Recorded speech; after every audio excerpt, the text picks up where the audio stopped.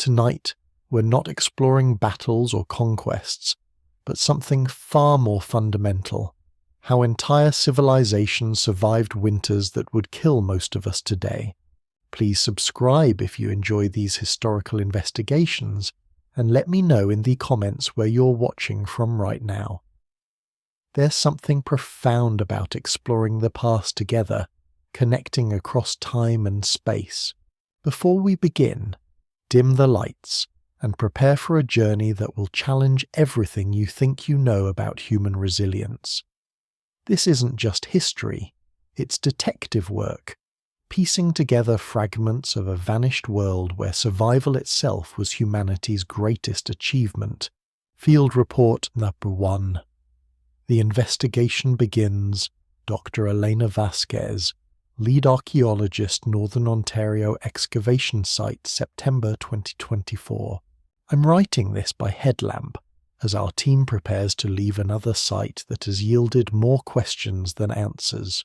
For 3 seasons now, we've been uncovering evidence of winter settlements that challenge everything we thought we knew about pre-contact Native American survival capabilities.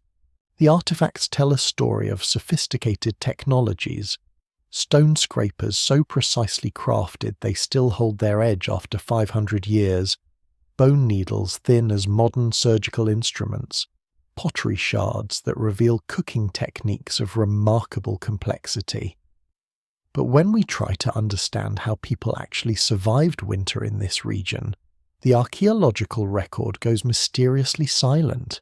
Temperature records from nearby weather stations show this area regularly experiences temperatures below 40 degrees. Ice core data suggests the period around 1450 CE was particularly harsh, what climatologists call the Little Ice Age.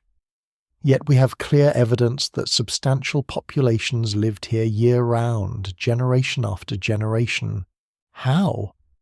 That's the question that has consumed our research team and led us to begin this unusual investigation. The conventional archaeological approach, analyzing artifacts and settlement patterns, only takes us so far. The most crucial survival technologies seem to have been designed to leave no trace. Shelters that vanished with spring snowmelt, clothing systems made from organic materials that decomposed completely, knowledge preserved not in objects but in the successful practice of staying alive. Tomorrow we begin Phase 2 of our investigation, tracking down the scattered fragments of oral tradition, the ethnographic accounts, and the few remaining elders who still carry pieces of this knowledge. What we're looking for isn't just information about the past, but insights into human capabilities we may have forgotten we possessed. Testimony. The Wisdom Keeper. Recorded interview with Joseph Two Eagles, age 89, Akwesasne Territory, October 2024. You want to know about winter survival? My grandmother, she was born in 1890.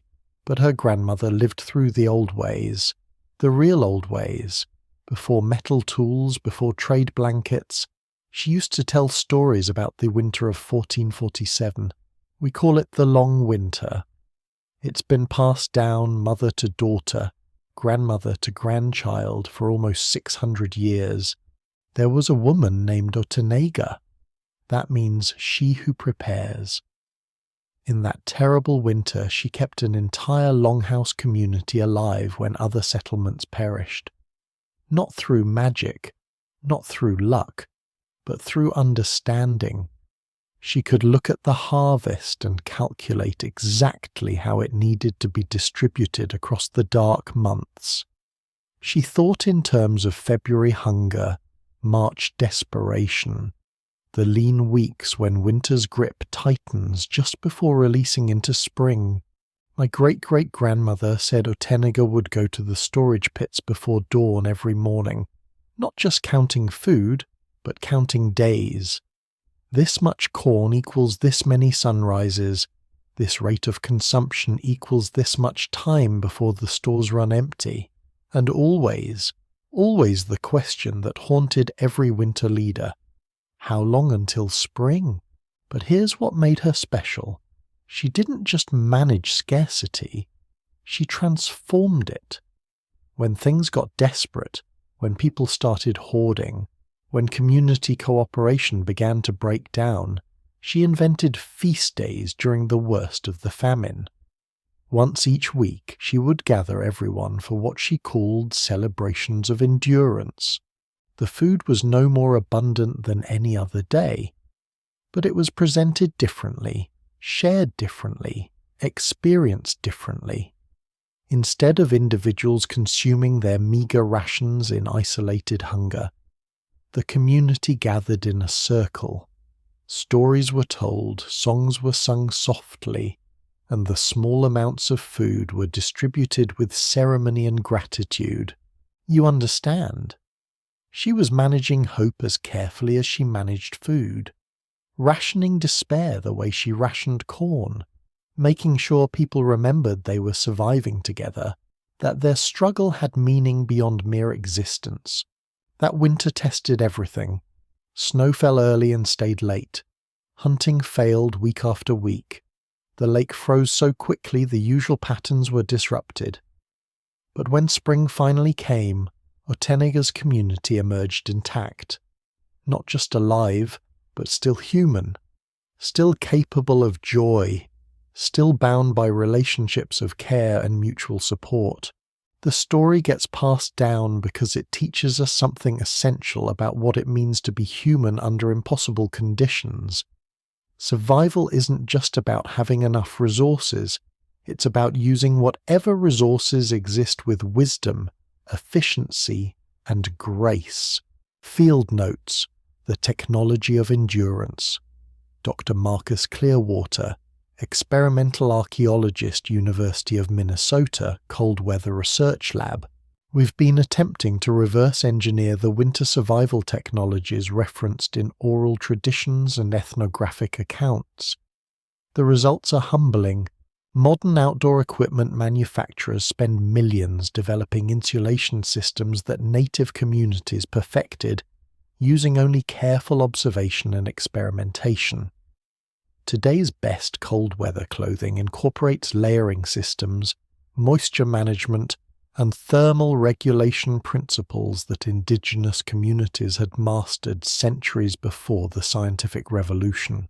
Consider the materials mentioned in historical accounts: cattail down, milkweed silk, the soft underfur of various animals.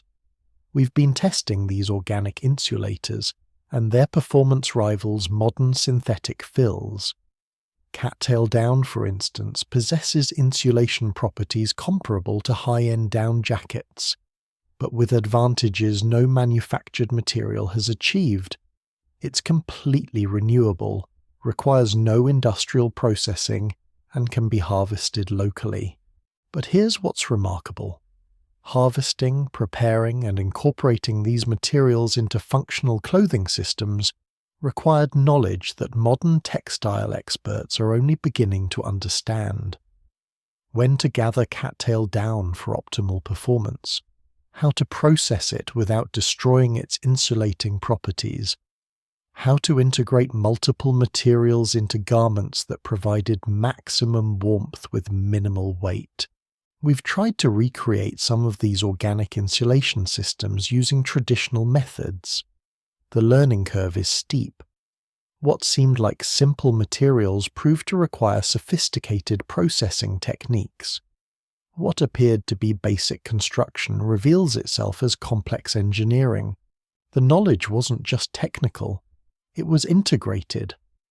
Understanding which plants to harvest at what times, how to process fibers for maximum loft and durability, how to design garments that worked with human physiology rather than against it. Each element connected to every other element in ways that created performance characteristics greater than the sum of their parts. Most challenging of all has been attempting to understand the shelter technologies.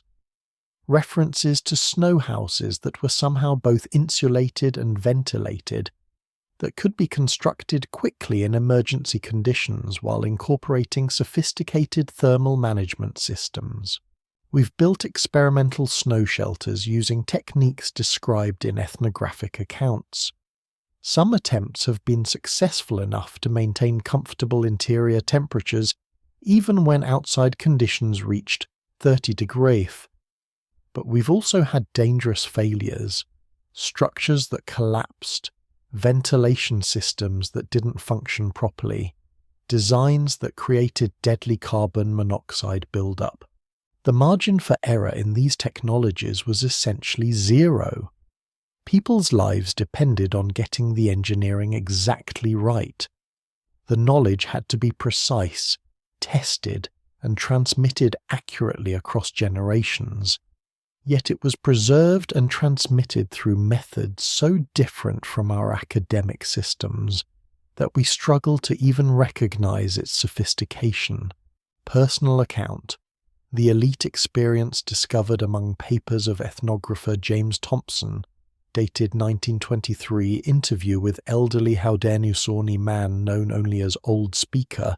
My ancestor was called Tadodaho, not the original Tadodaho, that's a title, a position of leadership that gets passed down. This was during the same terrible winter the other families talk about, the long winter of 1447. But Tadodaho's experience was different. He lived in a longhouse that was larger, more sophisticated than the common winter shelters. Multiple hearths burned through the night. Underground passages drew cold air through the earth, where it was warmed before entering the living spaces.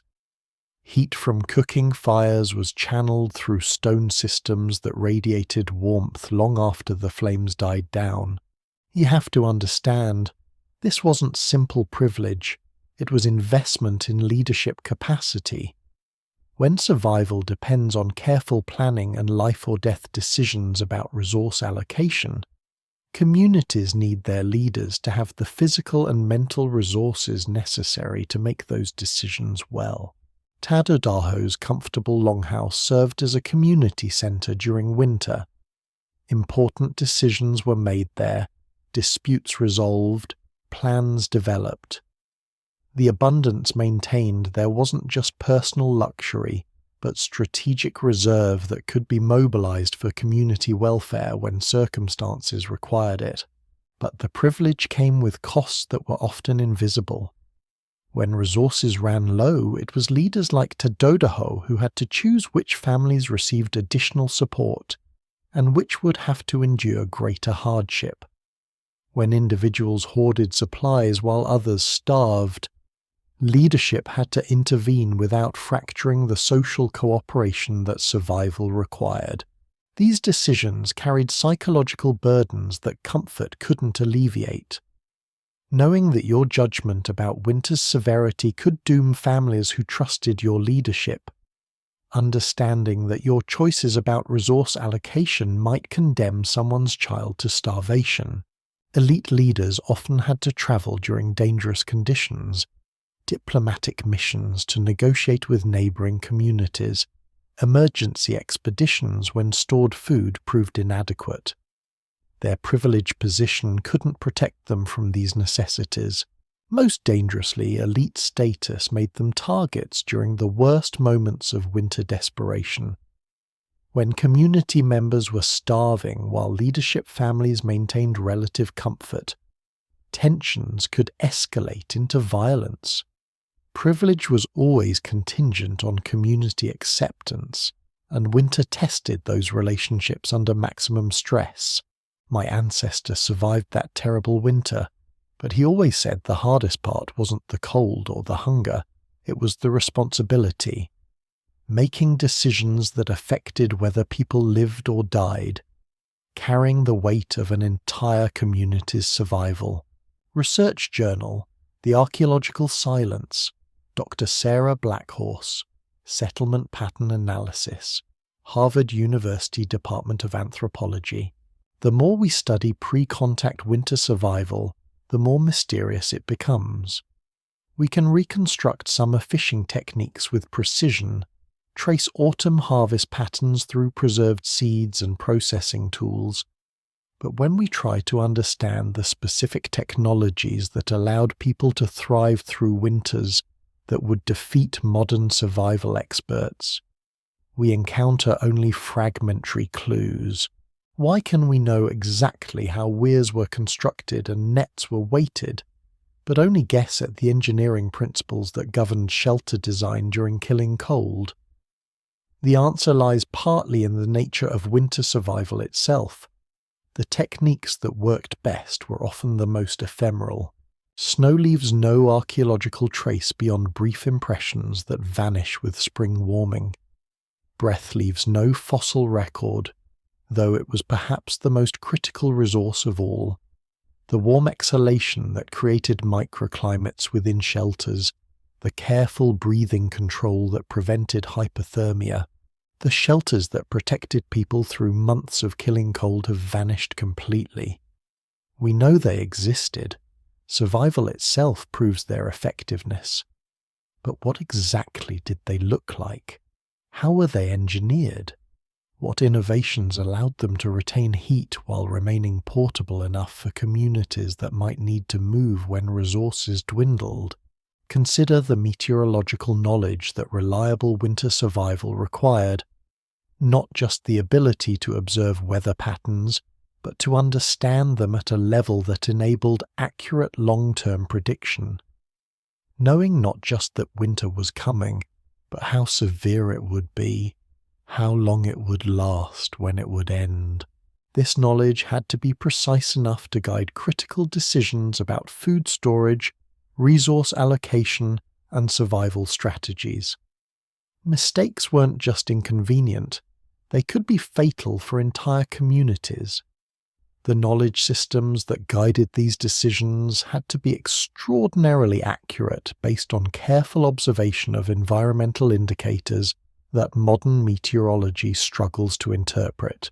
Native weather prediction incorporated astronomical observations, animal behavior patterns, plant phenology, atmospheric indicators, and dozens of other environmental variables.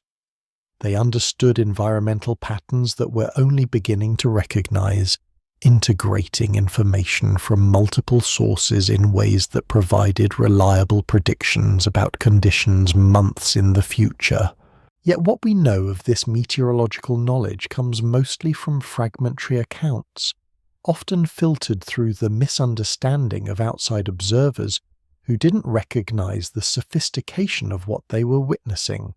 The knowledge was there, proven by its results, but transmitted through methods so different from our record-keeping systems that we struggle to even recognize its complexity.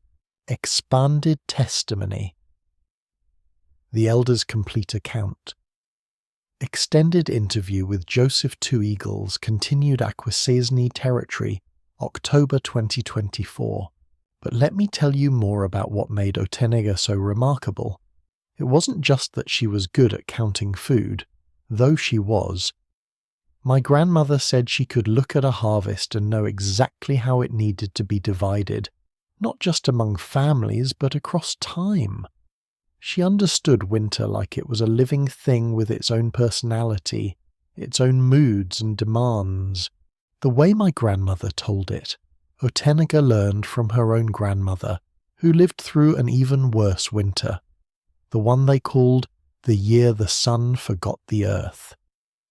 That winter, 1398, lasted so long that people began to believe spring might never return. Communities that had survived for generations simply disappeared, but some endured, and they passed down the knowledge that saved them. Otenega inherited this knowledge, but she made it her own. She didn't just follow the old ways, she improved them.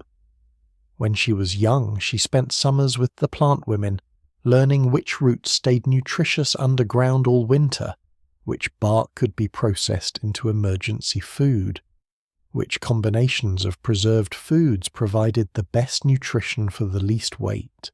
She learned the signs that predicted harsh winters, Not just the obvious ones like early frost or thick fur on animals, but subtle things.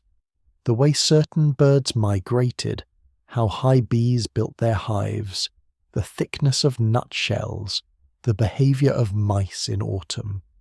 She could predict winter severity with accuracy that amazed even the elders, but knowing winter was coming was only the beginning. The real skill was in preparation, not just physical preparation, but social preparation. Getting people ready for the kind of cooperation that survival would require. Because you have to understand, winter doesn't just test your body. It tests everything that makes you human. When people are cold and hungry and scared, when children are crying and elders are dying, when the food is running out and spring seems impossible, that's when communities fall apart. That's when neighbour turns against neighbour, when families split up, when people make the kind of desperate decisions that destroy everything their ancestors built. Otanega understood this. So during the abundant months, she didn't just organize food gathering and preservation. She organized people. She told stories that reminded everyone of their connections to each other. She created rituals that strengthened the bonds between families. She identified potential troublemakers and found ways to give them important roles that channeled their energy constructively. Most importantly, she prepared people psychologically for what winter would demand. She didn't pretend it would be easy. She didn't promise that everyone would survive. But she helped people understand that their individual suffering was part of something larger, something meaningful, that the hardships they would endure together would make them stronger, not just as individuals but as a community. My grandmother said that during the long winter, there were moments when even Otanega seemed to doubt.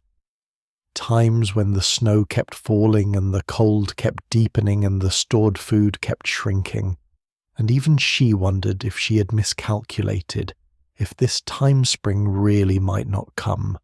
But she never let the community see that doubt. Instead, she invented what she called ceremonies of endurance. Not just the feast days, though those were important, but smaller rituals that marked the passage of time and gave people something to look forward to. Storytelling circles where people shared memories of warmer times. Skill-sharing sessions where elders taught young people traditional crafts. Naming ceremonies for children born during the winter. Celebration of life even in the midst of scarcity. She understood something that took me many years to fully appreciate. Survival isn't just about staying alive. It's about remaining human while you do it. Communities that focused only on physical survival often succeeded in keeping bodies alive while letting spirits die. But communities that maintained their humanity, their culture, their connections to each other, those communities didn't just survive winter. They emerged from it stronger than before. The long winter ended, as all winters do. But the lessons it taught continued to shape that community for generations. Children who lived through it became leaders who understood the true meaning of cooperation. Adults who discovered their own capacity for endurance became elders who could guide their communities through future crises. My grandmother used to say that every winter, even mild ones, was practice for the long winter that would eventually come again. Because it always does, in one form or another. Maybe not the same kind of cold and snow, but the same test of human character, the same challenge to everything we think we know about staying alive and staying human under impossible conditions. That's why these stories matter. Not because we're likely to face the exact same challenges our ancestors did, but because we will face challenges just as difficult in their own way. And when we do, we'll need the same kinds of knowledge that Otanega possessed. How to prepare not just physically but socially and spiritually. How to maintain hope when hope seems unreasonable. how to keep communities together when everything pushes them apart. The winter survival techniques our ancestors developed weren't just about staying warm and finding food. They were about discovering what human beings are capable of when they function at their best, when they work together with wisdom and patience and genuine care for each other's welfare. That's the real legacy of the long winter, not the specific techniques for preserving corn or building snow shelters, but the proof that human communities can endure almost anything if they're willing to support each other through it. That's knowledge we're going to need, probably sooner than we think. Field Report Number 2, Advanced Archaeological Analysis. Dr. Eleanor Vasquez, lead archaeologist, Northern Ontario excavation site 6 months later. Our investigation has taken an unexpected turn. What began as an attempt to understand winter survival technologies has evolved into something much larger. A comprehensive study of how human communities create resilience under extreme conditions. The site we've been excavating this season has yielded artifacts that challenge every assumption we had about the sophistication of pre-contact indigenous technologies. We've uncovered storage systems so complex they represent genuine engineering achievements. Preservation techniques so advanced they rival modern food science. Social organization patterns so sophisticated they suggest governance systems of remarkable complexity.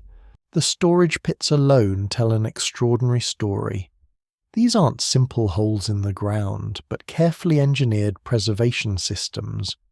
Stone-lined chambers with sophisticated drainage to prevent moisture accumulation.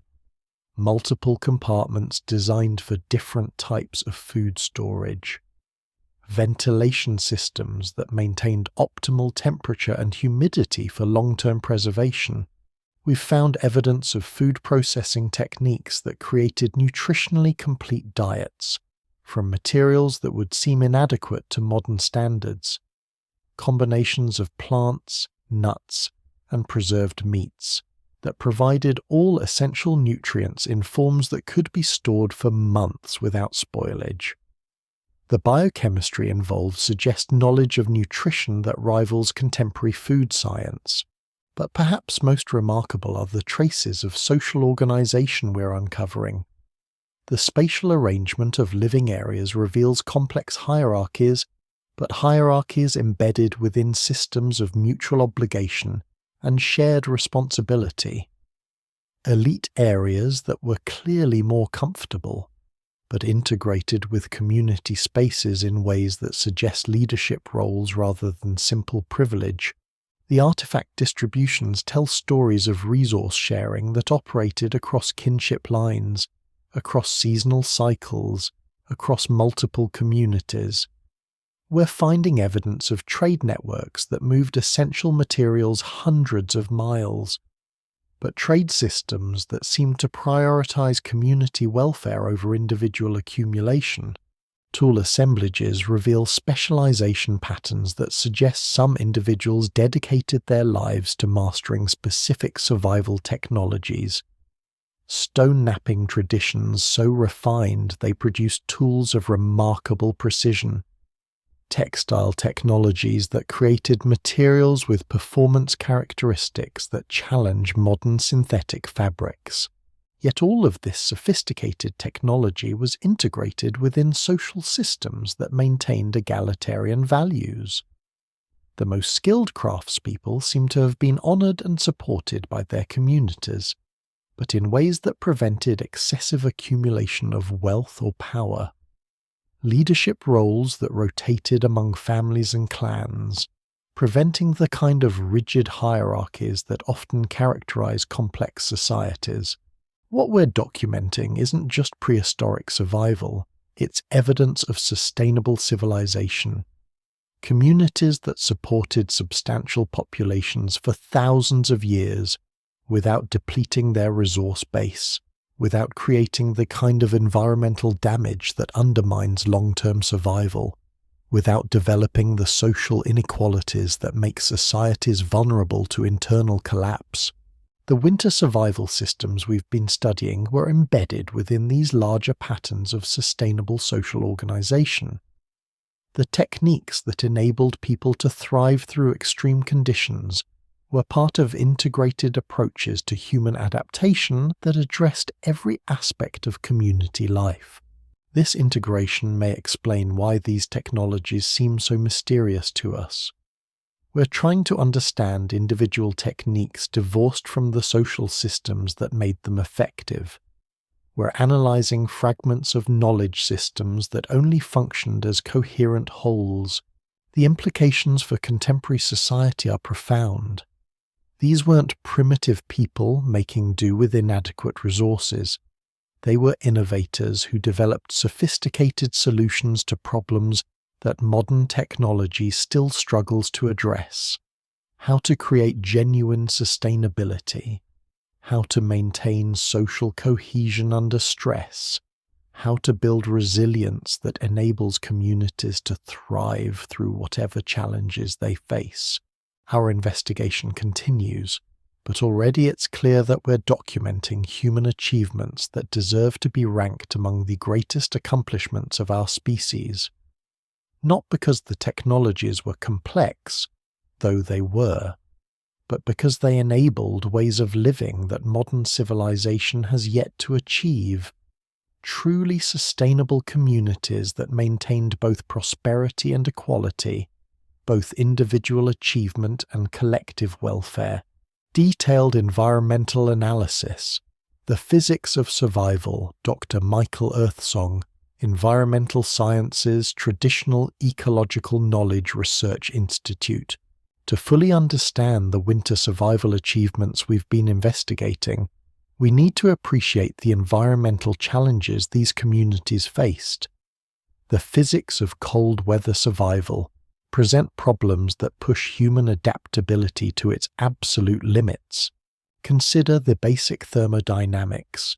The human body generates approximately 100 watts of heat at rest, about the same as a bright light bulb. This heat production can increase during physical activity, but it's fundamentally limited by the body's metabolic capacity. In extreme cold, heat loss can exceed heat production by factors that make survival impossible without external aids. Wind dramatically increases heat loss through convective cooling. A 20-ms wind at 20 degm creates wind chill equivalent to 45 deg still air. These aren't just numbers, they represent conditions where exposed skin can freeze in minutes, where inadequate clothing means death within hours. Moisture management becomes critical because wet clothing loses its insulation properties catastrophically. Water conducts heat away from the body 25 times faster than air.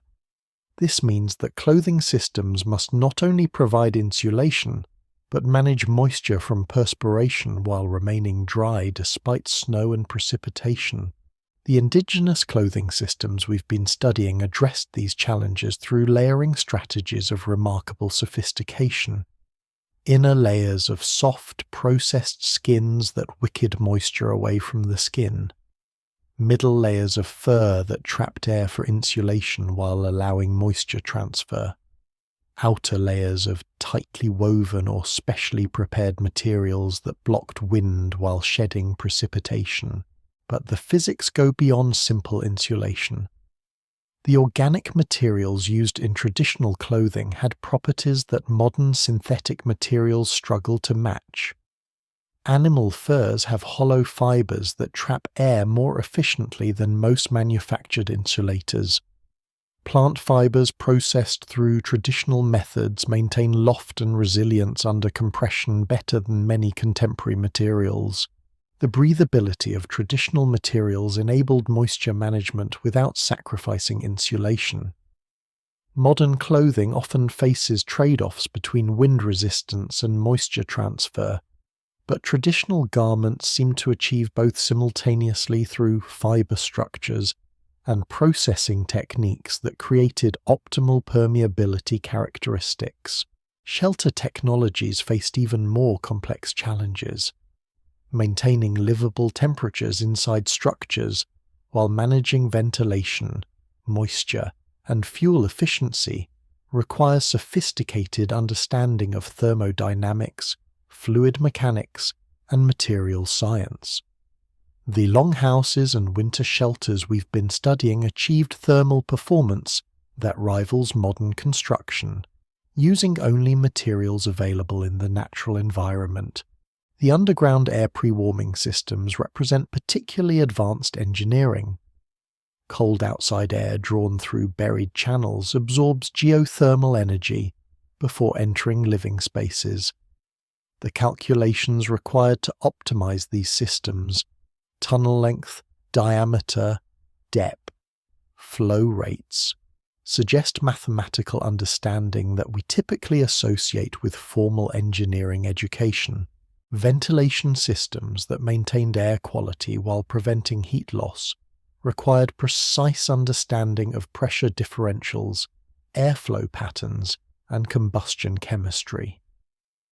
Creating drafts that removed smoke and carbon monoxide while minimizing heat loss involves principles that modern HVAC engineers study extensively.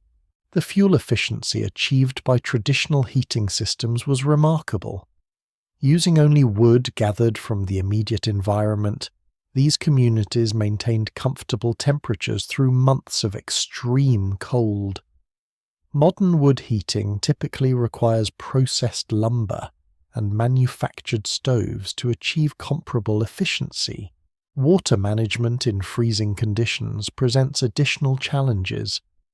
Traditional communities had to maintain access to liquid water for drinking, cooking, and cleaning, while minimizing fuel consumption for melting snow and ice. They developed techniques for locating and accessing water sources that remained liquid even in extreme cold, and for melting ice efficiently without excessive heat loss. Food preservation and preparation in cold environments requires understanding biochemistry, as well as thermodynamics. Freezing preserves food but makes it unavailable without energy for thawing. Traditional preservation techniques created foods that remained nutritious and palatable at cold temperatures while requiring minimal preparation. The energy balance calculations these communities had to manage were extraordinarily complex. Caloric intake had to provide energy for basic metabolism, for maintaining body temperature in cold conditions, for the physical work required for survival activities, and for the additional metabolic demands of cold adaptation. All of this while working with foods that had to be preserved for months without refrigeration or chemical preservatives. The nutritional knowledge required to maintain health through long winters was sophisticated. Understanding which combinations of preserved foods provided complete nutrition, which plants could be gathered for essential vitamins during winter months, how to process foods to maximize nutritional availability. This represents biochemical knowledge that rivals modern nutritional science. What emerges from this analysis is appreciation for the integrated nature of traditional survival technologies. These weren't collections of separate techniques, but coherent systems that addressed multiple challenges simultaneously. Clothing that provided insulation, moisture management, and durability. Shelters that offered protection, thermal efficiency, and air quality. Food systems that ensured nutrition, preservation, and energy balance. The environmental challenges these communities faced were objectively extreme. Conditions that would defeat most modern survival experts despite access to advanced equipment. Yet they not only survived but thrived, creating sustainable communities that endured for generations while maintaining cultural richness and social complexity. Their achievements remind us that human adaptability is far greater than we typically recognize. but only when knowledge systems are developed and maintained with the kind of integrated understanding that traditional communities possessed. We've been investigating whether generations of surviving extreme cold created actual biological adaptations that enhanced survival capacity. The preliminary results are intriguing. Historical accounts frequently describe Native Americans displaying remarkable cold tolerance, functioning effectively in conditions that incapacitated European observers, wearing what seemed like inadequate clothing in dangerous temperatures, maintaining normal activities during weather that forced newcomers to seek shelter. Were these purely cultural adaptations, or were there biological components as well? Our research suggests the answer is both. We've identified several physiological mechanisms that can enhance cold tolerance when properly developed.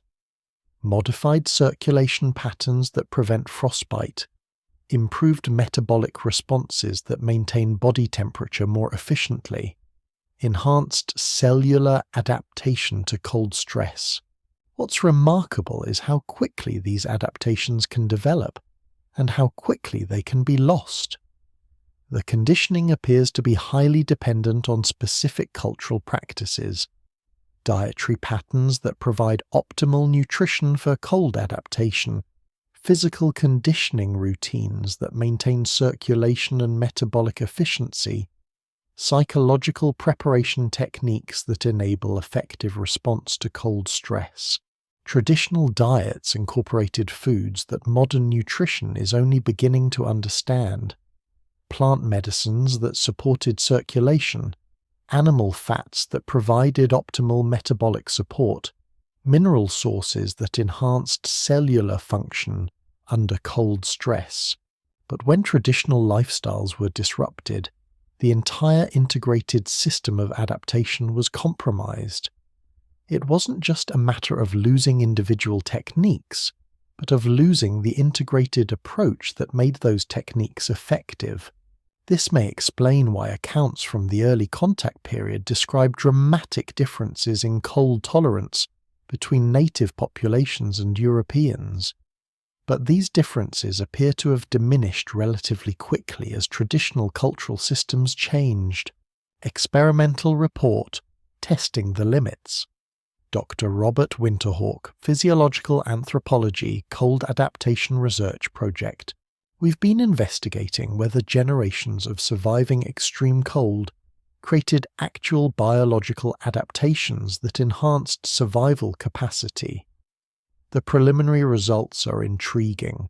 Historical accounts frequently describe Native Americans displaying remarkable cold tolerance, functioning effectively in conditions that incapacitated European observers, wearing what seemed like inadequate clothing in dangerous temperatures, maintaining normal activities during weather that forced newcomers to seek shelter. Were these purely cultural adaptations, or were there biological components as well? Our research suggests the answer is both. We've identified several physiological mechanisms that can enhance cold tolerance when properly developed.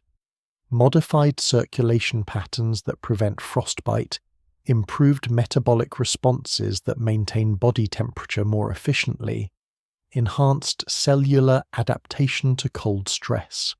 What's remarkable is how quickly these adaptations can develop and how quickly they can be lost.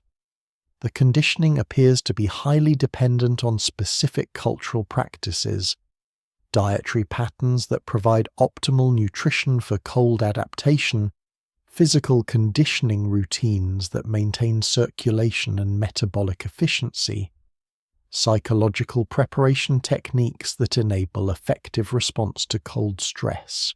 Traditional diets incorporated foods that modern nutrition is only beginning to understand, plant medicines that supported circulation, animal fats that provided optimal metabolic support, mineral sources that enhanced cellular function under cold stress.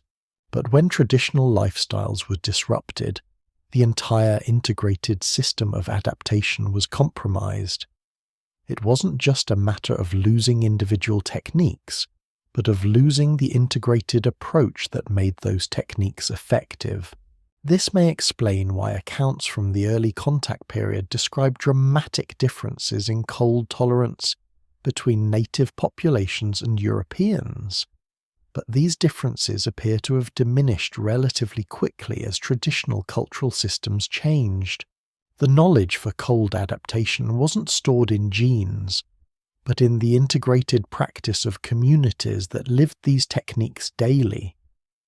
When the cultural systems that maintained this knowledge were disrupted, the biological adaptations they supported could not be maintained. Our experimental work has involved controlled studies of cold adaptation in volunteer subjects. We've documented measurable physiological changes that occur within weeks of beginning traditional conditioning practices. Improved peripheral circulation that prevents frostbite in extremities. Enhanced brown fat production that increases metabolic heat generation. Modified sleep patterns that optimize energy conservation during cold exposure. But the most significant adaptations appear to be psychological rather than purely physiological. Traditional cold conditioning included mental training that enabled people to function effectively despite discomfort, to make clear decisions under stress, to maintain motivation and cooperation when conditions tested every aspect of human resilience. The meditation and breathing techniques practiced by cold-adapted populations created measurable changes in stress response patterns. Lower cortisol production during cold exposure, enhanced mental clarity under hypothermic stress, improved pain tolerance that allowed effective function despite conditions that would incapacitate untrained individuals. Perhaps most remarkably, we've documented evidence of enhanced immune function in cold-adapted populations. Traditional winter practices seem to strengthen rather than compromise immune systems, creating resistance to the respiratory infections that often claimed lives during harsh seasons. The dietary components of cold adaptation were particularly sophisticated. Traditional winter foods included plant medicines that supported immune function, circulation, and metabolic efficiency. Combinations of nutrients that modern pharmacology is only beginning to understand, but that enabled remarkable physiological adaptation to extreme conditions. Animal fats from specific sources provided essential fatty acids that supported cellular function under cold stress. Wild plants gathered and preserved according to traditional knowledge supplied vitamins and minerals that prevented the deficiency diseases that often accompanied winter scarcity in other populations. But again, the integration was crucial. Individual components of traditional cold adaptation protocols showed limited effectiveness when isolated from the complete system. The dietary elements worked synergistically with physical conditioning, with psychological preparation, with social support systems that maintained motivation and cooperation. The social aspects of cold adaptation may have been as important as the physiological ones. Communities that faced winter challenges together developed collective resilience that exceeded the sum of individual capabilities. Shared knowledge systems that preserved and transmitted survival techniques across generations. Support networks that provided both practical assistance and psychological encouragement. Traditional training for cold survival began in childhood with gradual exposure that built tolerance incrementally. Children learned to find warmth and shelter in natural environments, to recognize and respond to early signs of hypothermia, to maintain function despite discomfort. This early conditioning created lifelong adaptations that enabled remarkable cold tolerance in adulthood. The loss of these adaptation systems occurred remarkably quickly when traditional lifestyles changed. Within a single generation, populations that had displayed extraordinary cold tolerance lost much of their adaptation capacity. This suggests that maintaining these capabilities requires continuous practice and reinforcement within appropriate cultural contexts. Modern attempts to recreate traditional cold adaptation have achieved partial success but rarely match the complete effectiveness of integrated traditional systems. We can document individual components and achieve measurable improvements in cold tolerance, but the holistic adaptation that characterized traditional populations remains elusive. The implications extend beyond historical curiosity. Understanding how human populations developed such remarkable environmental adaptations could inform contemporary approaches to climate adaptation, extreme environment survival, and human performance under stress. The knowledge systems these communities developed represent human achievements that deserve serious scientific study and respect. Anthropological investigation. The Elite Winter Experience Expanded, Dr. Patricia Whitecrow. Continuation of Research Indigenous Knowledge Systems Research Center. Our investigation into elite winter experiences has revealed social complexities that challenge simple narratives about egalitarian indigenous societies. The evidence suggests sophisticated systems that balanced individual privilege with community responsibility in ways that modern democratic societies struggle to achieve. Tadodaho's winter longhouse, as described in oral traditions, represented more than comfortable accommodation. It was infrastructure for community governance during the most challenging season. The sophisticated heating systems, abundant food stores, and spacious design weren't just luxury but investment in leadership capacity, when effective decision-making could determine community survival. The underground air pre-warming systems described in elite longhouses required substantial communal labor to construct. These weren't projects that individual families could undertake, but community investments that required coordination, specialized knowledge, and shared commitment to maintaining leadership effectiveness during winter months. The heating systems themselves reveal engineering knowledge that challenges assumptions about primitive technology. Multiple hearths connected through stone channels that distributed heat efficiently throughout large spaces. Thermal mass systems that stored heat during active periods and released it gradually through cold nights. Ventilation systems that maintained air quality while preventing heat loss. But the social implications were equally sophisticated. Elite longhouses served as community centers during winter, spaces where important decisions were made, disputes resolved, and plans developed for spring activities. The comfort maintained there wasn't just personal luxury, but strategic reserve that could be mobilized for community welfare when circumstances required it. The food storage systems in elite households reveal the complexity of traditional resource management.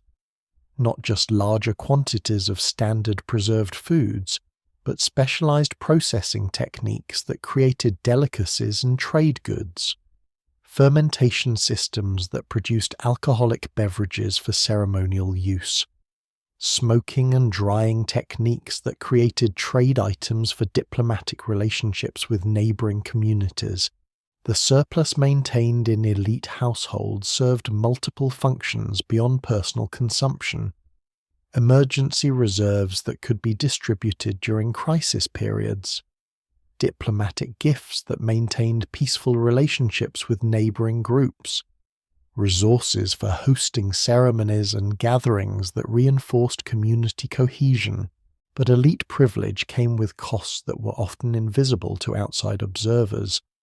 When resources ran low, it was leaders like Tadodaho who had to choose which families received additional support and which would have to endure greater hardship. When individuals hoarded supplies while others starved, leadership had to intervene without fracturing the social cooperation that survival required. These decisions carried psychological burdens that comfort couldn't alleviate. Knowing that your judgment about winter's severity could doom families who trusted your leadership. Understanding that your choices about resource allocation might condemn someone's child to starvation. Living with the constant awareness that your mistakes could have consequences far beyond personal hardship. Elite leaders often had to travel during dangerous conditions, diplomatic missions to negotiate with neighboring communities for resource sharing, emergency expeditions when stored food proved inadequate, dangerous journeys to coordinate community response to crisis. Their privileged position couldn't protect them from these necessities. The winter education systems operated in elite households were particularly sophisticated. Children learned not just practical skills but complex social and political knowledge necessary for community leadership. They memorized genealogies stretching back generations, learning the intricate relationships that determined resource allocation and decision-making authority.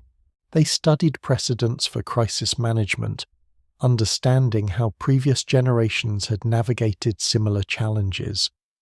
They learned the subtle arts of persuasion and negotiation that effective leadership required. Most importantly, they absorbed the moral frameworks that balanced individual welfare against community survival. The storytelling traditions that filled winter evenings in elite households weren't just entertainment, but systematic education. Stories that preserved technical knowledge about weather patterns, resource management and survival techniques. Narratives that maintained genealogies and tracked relationships within complex kinship systems. Tales that provided moral instruction about leadership responsibilities and community obligations. But the privileged also faced unique vulnerabilities. Elite status made them targets during the worst moments of winter desperation. When community members were starving while leadership families maintained relative comfort, tensions could escalate into violence. Privilege was always contingent on community acceptance, and winter tested those relationships under maximum stress. The social mechanisms that prevented abuse of elite power were sophisticated and multi-layered.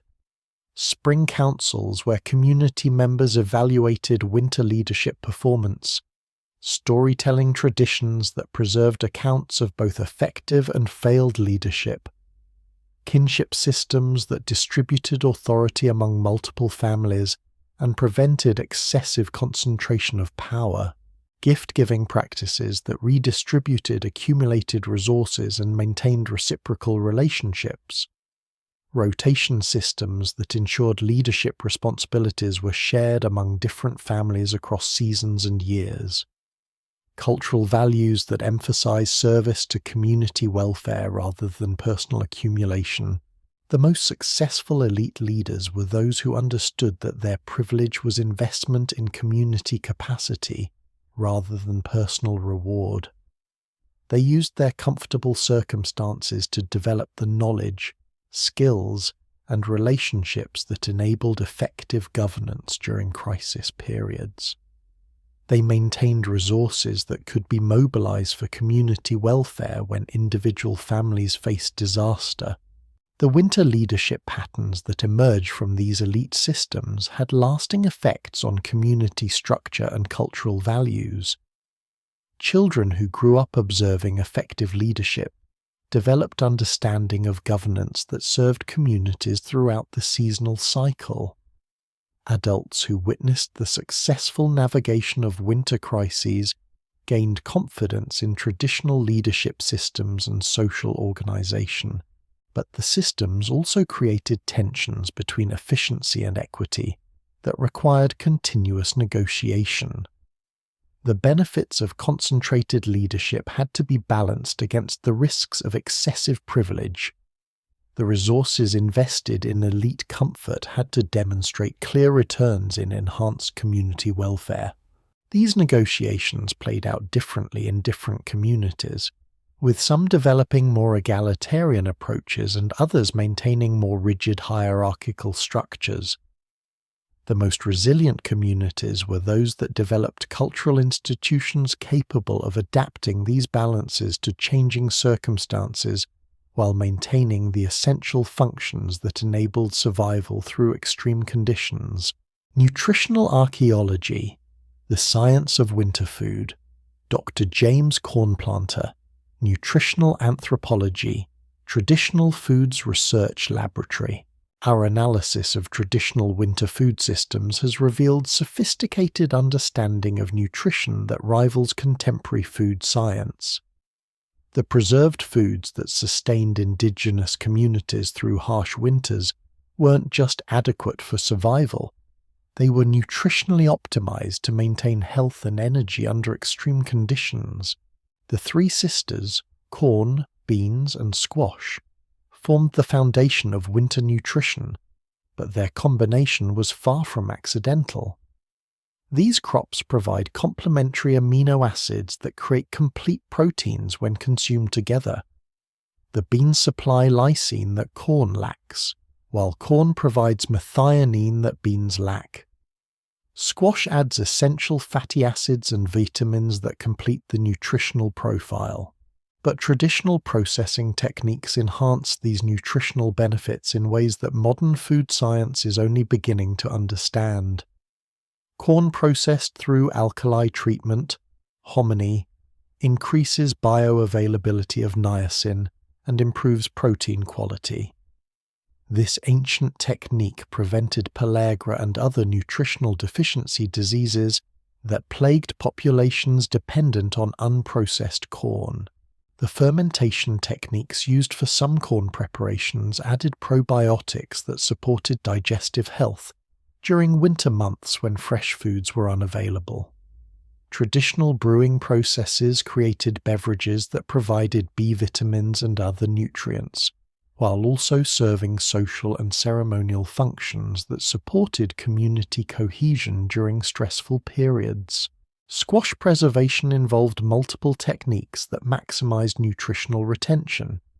Thin slicing and careful drying preserved vitamin A and other essential nutrients. Traditional storage methods prevented oxidation and maintained nutritional value through months of preservation. Some varieties were specifically selected for their storage characteristics rather than fresh eating quality. Bean preservation was equally sophisticated. Traditional drying techniques maintained protein quality and prevented the development of toxins that can occur in improperly preserved legumes.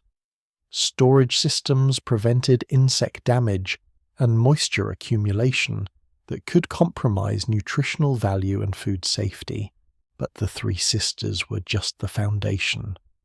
Traditional winter diets included dozens of other preserved foods that provided essential nutrients not available from agricultural crops. Wild plants gathered during growing seasons and preserved through traditional techniques supplied vitamins, minerals, and medicinal compounds that maintained health through winter months. Rose hips provided vitamin C that prevented scurvy during months without fresh vegetables. Wild onions and garlic preserved through traditional methods supplied sulfur compounds that supported immune function. Various nuts and seeds provided essential fatty acids and fat-soluble vitamins crucial for cold weather adaptation.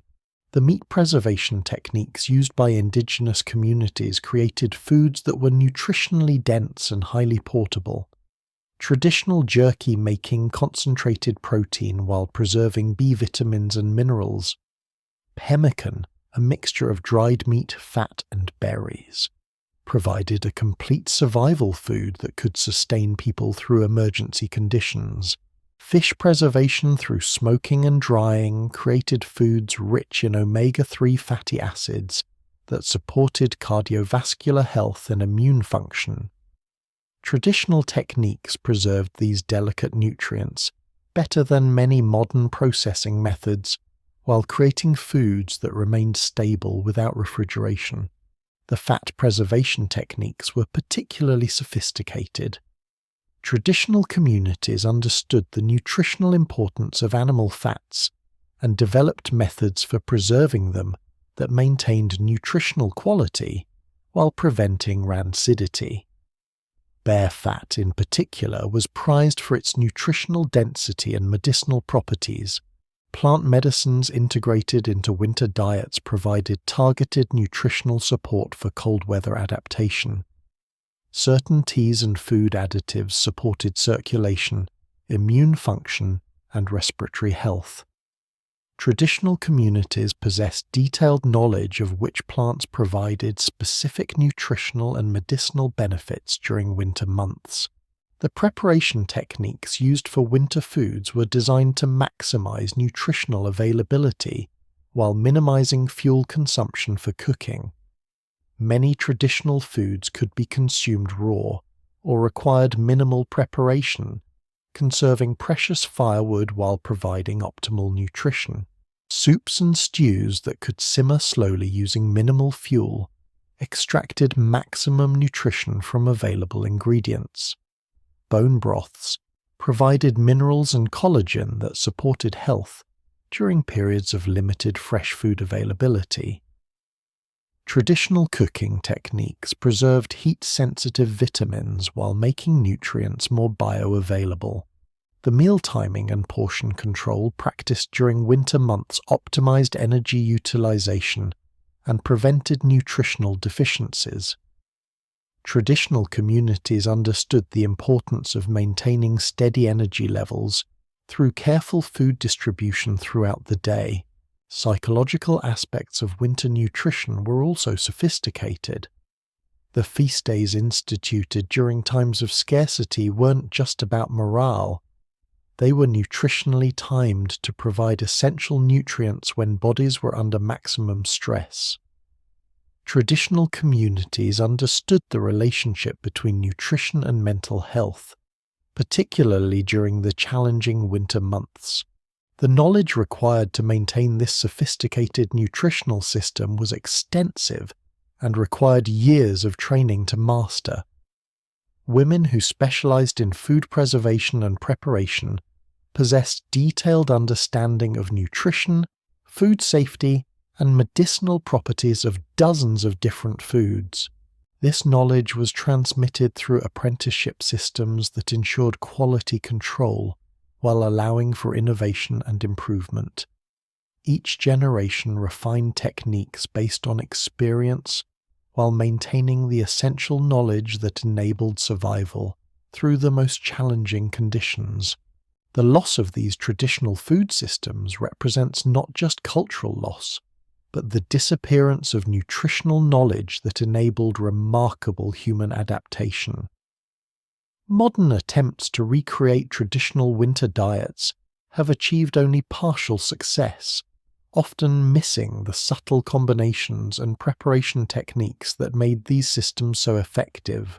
Understanding traditional winter nutrition provides insights into human dietary adaptation that remain relevant for contemporary nutrition science and food security planning. The knowledge these communities developed about maintaining health under challenging conditions represents human achievement that deserves serious scientific study and practical application. Detailed survival chronicle the individual experience based on archaeological reconstruction and oral tradition synthesis. Dr. Alina Vasquez and research team, to truly understand what winter survival meant, we must walk in the footsteps of those who lived it. Through careful analysis of oral traditions, archaeological evidence, and experimental archaeology, we've reconstructed what a typical day might have looked like for an ordinary community member during the harsh winter months. The day begins before dawn, not by choice but by necessity. In the darkness of the longhouse, bodies stir with the instinctive awareness that comes from sleeping in cold that never fully retreats. Your breath emerges in small white puffs that dissipate quickly in the bitter air. The sensation isn't pleasant. It's the sharp reminder that the warmth you carried into sleep has leached away, stolen by the patient cold that never sleeps. Your joints feel stiff, as though someone has replaced your bones with frozen wood. Moving your fingers requires conscious effort. The buffalo hide that covered you during the night feels heavy and cold against your skin, having absorbed the chill from the earth beneath. Around you, others stir with the same reluctance. No one speaks yet. Speaking requires energy, and energy must be rationed like food, like warmth, like hope. The shelter above you consists of branches woven together with sinew, covered by whatever hides your family managed to prepare before the deep cold arrived. It keeps the wind from cutting directly through you, but it doesn't keep the cold out. Cold seeps. Cold finds every gap, every loose weave, every place where breath has created the smallest pocket of warmth. Rising means leaving whatever small warmth you've managed to preserve through the night. There's no fire this morning. There was no dry wood yesterday, and the tinder grew damp despite your best efforts to keep it protected. Fire, when it comes, will have to be earned through patient work. Scraping bark, finding the driest wood possible, coaxing spark into flame with hands that barely have feeling left in them. But first, you must dress for survival. This doesn't mean pulling on a wool coat or leather boots. Instead, you begin the careful process of layering that will determine whether you live through another day. First, the innermost layer, soft doe skin, worked until it feels like cloth, worn smooth by your mother's hands and your grandmother's before that. It fits close against your skin, but it's thin, beautiful, but thin. Next comes a heavier hide, this one with the hair still attached. Elk if your family was fortunate during the autumn hunts, buffalo if you were blessed by abundance, but more likely deer or even rabbit skins sewn together, dozens of them creating a patchwork garment that rustles softly when you move.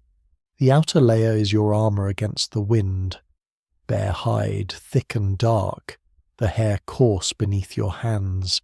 It's heavy, so heavy that wearing it requires a different way of moving, a different way of breathing.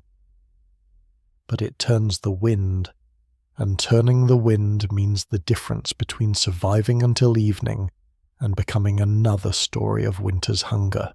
Your feet present their own challenge, moccasins lined with grass you gathered before the first freeze, stuffed with fur from small animals caught in better times. They're beautiful in their way, crafted with skills passed down through generations, but they're not waterproof. They're not insulated like modern boots.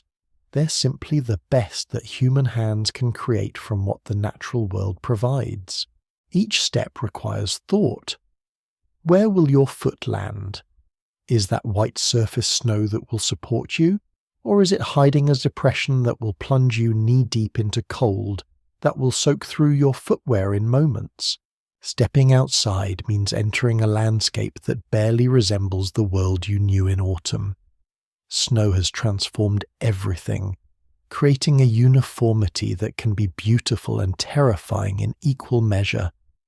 The familiar paths are gone, buried under drifts that reshape themselves with each wind. The berry bushes where you gathered food just months ago are now mysterious mounds of white, their bounty preserved somewhere beneath the surface but impossibly out of reach. The cold here is different from what people experience today. It's not the cold of stepping from a heated house to a heated car. It's the cold of knowing that there is no warmth waiting for you, except what you can create with your own hands, your own breath, your own carefully rationed energy. It settles into your bones with a patience that feels almost deliberate. First, Your fingers begin to lose sensation, not all at once but gradually, like a slow tide retreating. Then your toes, growing distant and disconnected from your conscious control. The cold works its way inward, claiming territory bit by bit. Your face feels the bite immediately. The skin tightens, and you learn to breathe through your nose to warm the air before it reaches your lungs. Breathing through your mouth brings the cold directly inside your body, creating an ache that spreads through your chest. But perhaps most challenging is what the cold does to your mind. Thinking becomes harder, not impossible but slower, as though your thoughts must travel through thick syrup to reach consciousness. Decisions that would be simple in warmth, which direction to walk, whether to rest, how to position yourself to conserve energy, require deliberate effort. Finding fuel for fire becomes the day's primary quest, but it's a quest that offers no guarantees. The obvious choice, fallen branches, dead wood, has been exposed to months of snow and rain. It's waterlogged, frozen solid, and more likely to extinguish a fire than feed it.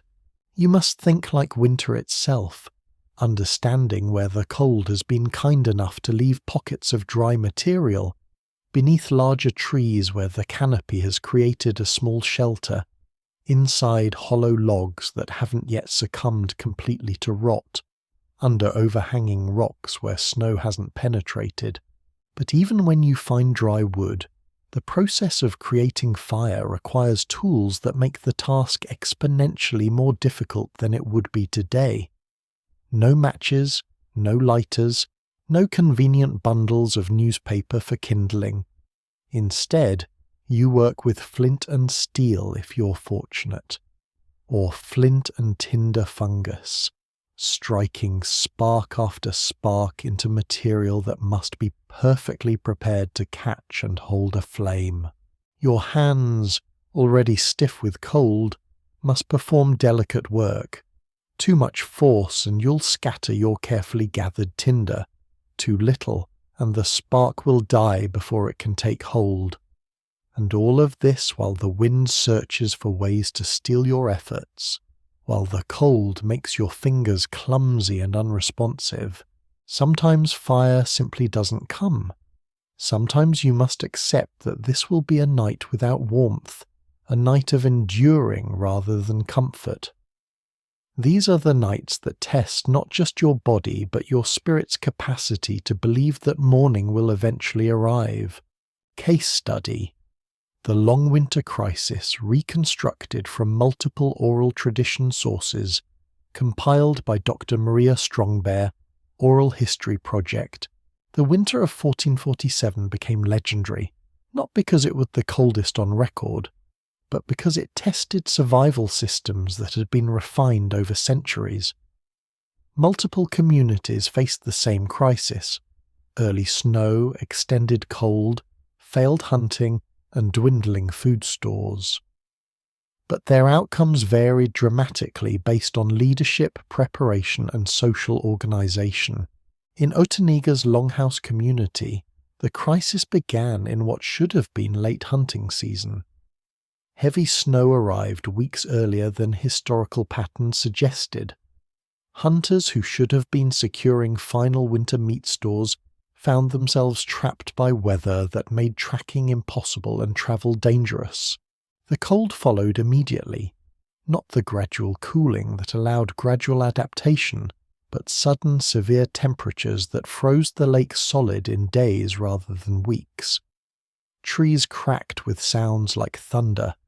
The very air seemed to crystallize. Otanega's response revealed the sophistication of traditional resource management. Where others might panic or immediately implement severe rationing, she performed complex calculations that balanced immediate need against long-term uncertainty. She had planned not just for average winters but for catastrophic ones. Her storage pits contained food processed in multiple forms to maximize nutrition and minimize spoilage. Corn ground into meal, boiled into thin porridge, mixed with whatever protein could be found. Squash dried and carefully preserved to provide vitamins that prevented scurvy during months without fresh food. Meat stretched into broth so carefully rationed they barely coloured the water, but provided essential nutrients. But her true innovation was social. When disputes arose over food distribution, her quiet authority settled them. When individuals began hoarding private supplies, her gentle but firm interventions ensured resources remained communal. When despair threatened to undermine collective will to survive, her steady presence reminded everyone that spring had always returned before. The daily rhythm of survival under Otenega's leadership followed patterns refined through generations of winter experience. Dawn brought the careful assessment of resources, not just food, but fuel, water sources, the condition of shelter, the health and morale of community members. Every decision was calculated against its cost in precious energy and resources. Water presented constant challenges. Natural sources often froze solid, requiring dangerous expeditions to hack through ice or melt snow, a process that consumed precious fuel. Otenega organized rotation systems that ensured water collection duties were shared fairly while minimizing risk. She understood that a single injury from slipping on ice, a single case of frostbite from prolonged exposure, could escalate into community-threatening crisis. Food preparation became an art of maximizing nutrition from minimal resources. Every grain of corn was accounted for, every scrap of meat utilized completely. Bones were boiled repeatedly to extract every trace of nutrients. Plant materials that would normally be discarded were processed into sustaining broths. Nothing was wasted because waste could mean death. Most remarkably, she instituted weekly feast days during the worst of the famine. These weren't actual feasts. The food was no more abundant than other days, but it was presented ceremonially, shared in community gathering, experienced as celebration rather than mere survival. The psychological impact was profound. Instead of individual families consuming meagre rations in isolation, the community maintained bonds of mutual support. Stories were shared, songs sung softly, gratitude expressed for their endurance. Hope was rationed as carefully as food. The feast days served multiple purposes beyond morale. They provided opportunities to assess community health and address problems before they became critical. They reinforced social bonds that made cooperation possible during the most stressful periods. They created shared experiences that maintained cultural identity, even under conditions that reduced life to basic survival. When spring finally arrived, Otenega's community emerged weakened but intact. Children had learned lessons about resilience that would serve them throughout their lives. Adults had discovered reserves of patience and cooperation they never knew they possessed. The community had been transformed by hardship but not broken by it. In contrast, other communities that lacked such leadership suffered differently. Some fragmented as individual families hoarded resources. Others maintained solidarity but lacked the technical knowledge for optimal resource management. A few had strong leadership but insufficient preparation. The long winter became a teaching story not because it was uniquely harsh, but because it revealed how human communities could maintain their humanity even under conditions that tested every aspect of social cooperation. Medical Anthropology, Health and Healing in Winter. Dr. Maria Windwalker, Traditional Medicine Research Indigenous Healing Systems Institute. Our investigation into winter survival would be incomplete without examining the sophisticated medical knowledge that enabled communities to maintain health under conditions that would challenge modern healthcare systems. The traditional healing practices we've documented represent integrated approaches to medicine that addressed physical, psychological, and spiritual dimensions of health simultaneously. Winter presented unique medical challenges that required specialized knowledge and intervention strategies. The combination of cold stress, limited nutrition, confined living conditions, and psychological pressure created health risks that could devastate communities without appropriate medical responses. Respiratory illnesses were perhaps the most serious threat. Crowded longhouses with limited ventilation, combined with smoke from heating fires and the stress of chronic cold exposure, created conditions where lung infections could spread rapidly through entire communities. Traditional healers developed sophisticated protocols for preventing and treating respiratory diseases using locally available plant medicines. Willow bark tea provided pain relief and fever reduction through natural salicylates, the same compounds found in modern aspirin. Pine needle tea supplied vitamin C that prevented scurvy, while also providing respiratory support. Various roots and bark preparations created expectorants that helped clear lung congestion before it could develop into fatal pneumonia. But the medical knowledge went far beyond individual remedies to encompass prevention strategies that addressed root causes of winter illness. Healers understood the relationship between nutrition and immune function, prescribing specific food combinations that supported resistance to infection. They recognized the connection between psychological stress and physical health, developing treatments that addressed both simultaneously. The medicinal preparations used during winter months were often combinations of multiple plants that created synergistic effects greater than any individual component. Traditional healers possessed detailed knowledge of which plants could be safely combined, in what proportions, and for what specific conditions. This represented pharmacological knowledge of remarkable sophistication. Frostbite and hypothermia treatment involved techniques that modern emergency medicine is only beginning to understand. Traditional healers knew how to rewarm frozen tissue without causing the cellular damage that often occurs with rapid rewarming. They used graduated heat application combined with specific plant medicines that improved circulation and prevented tissue death.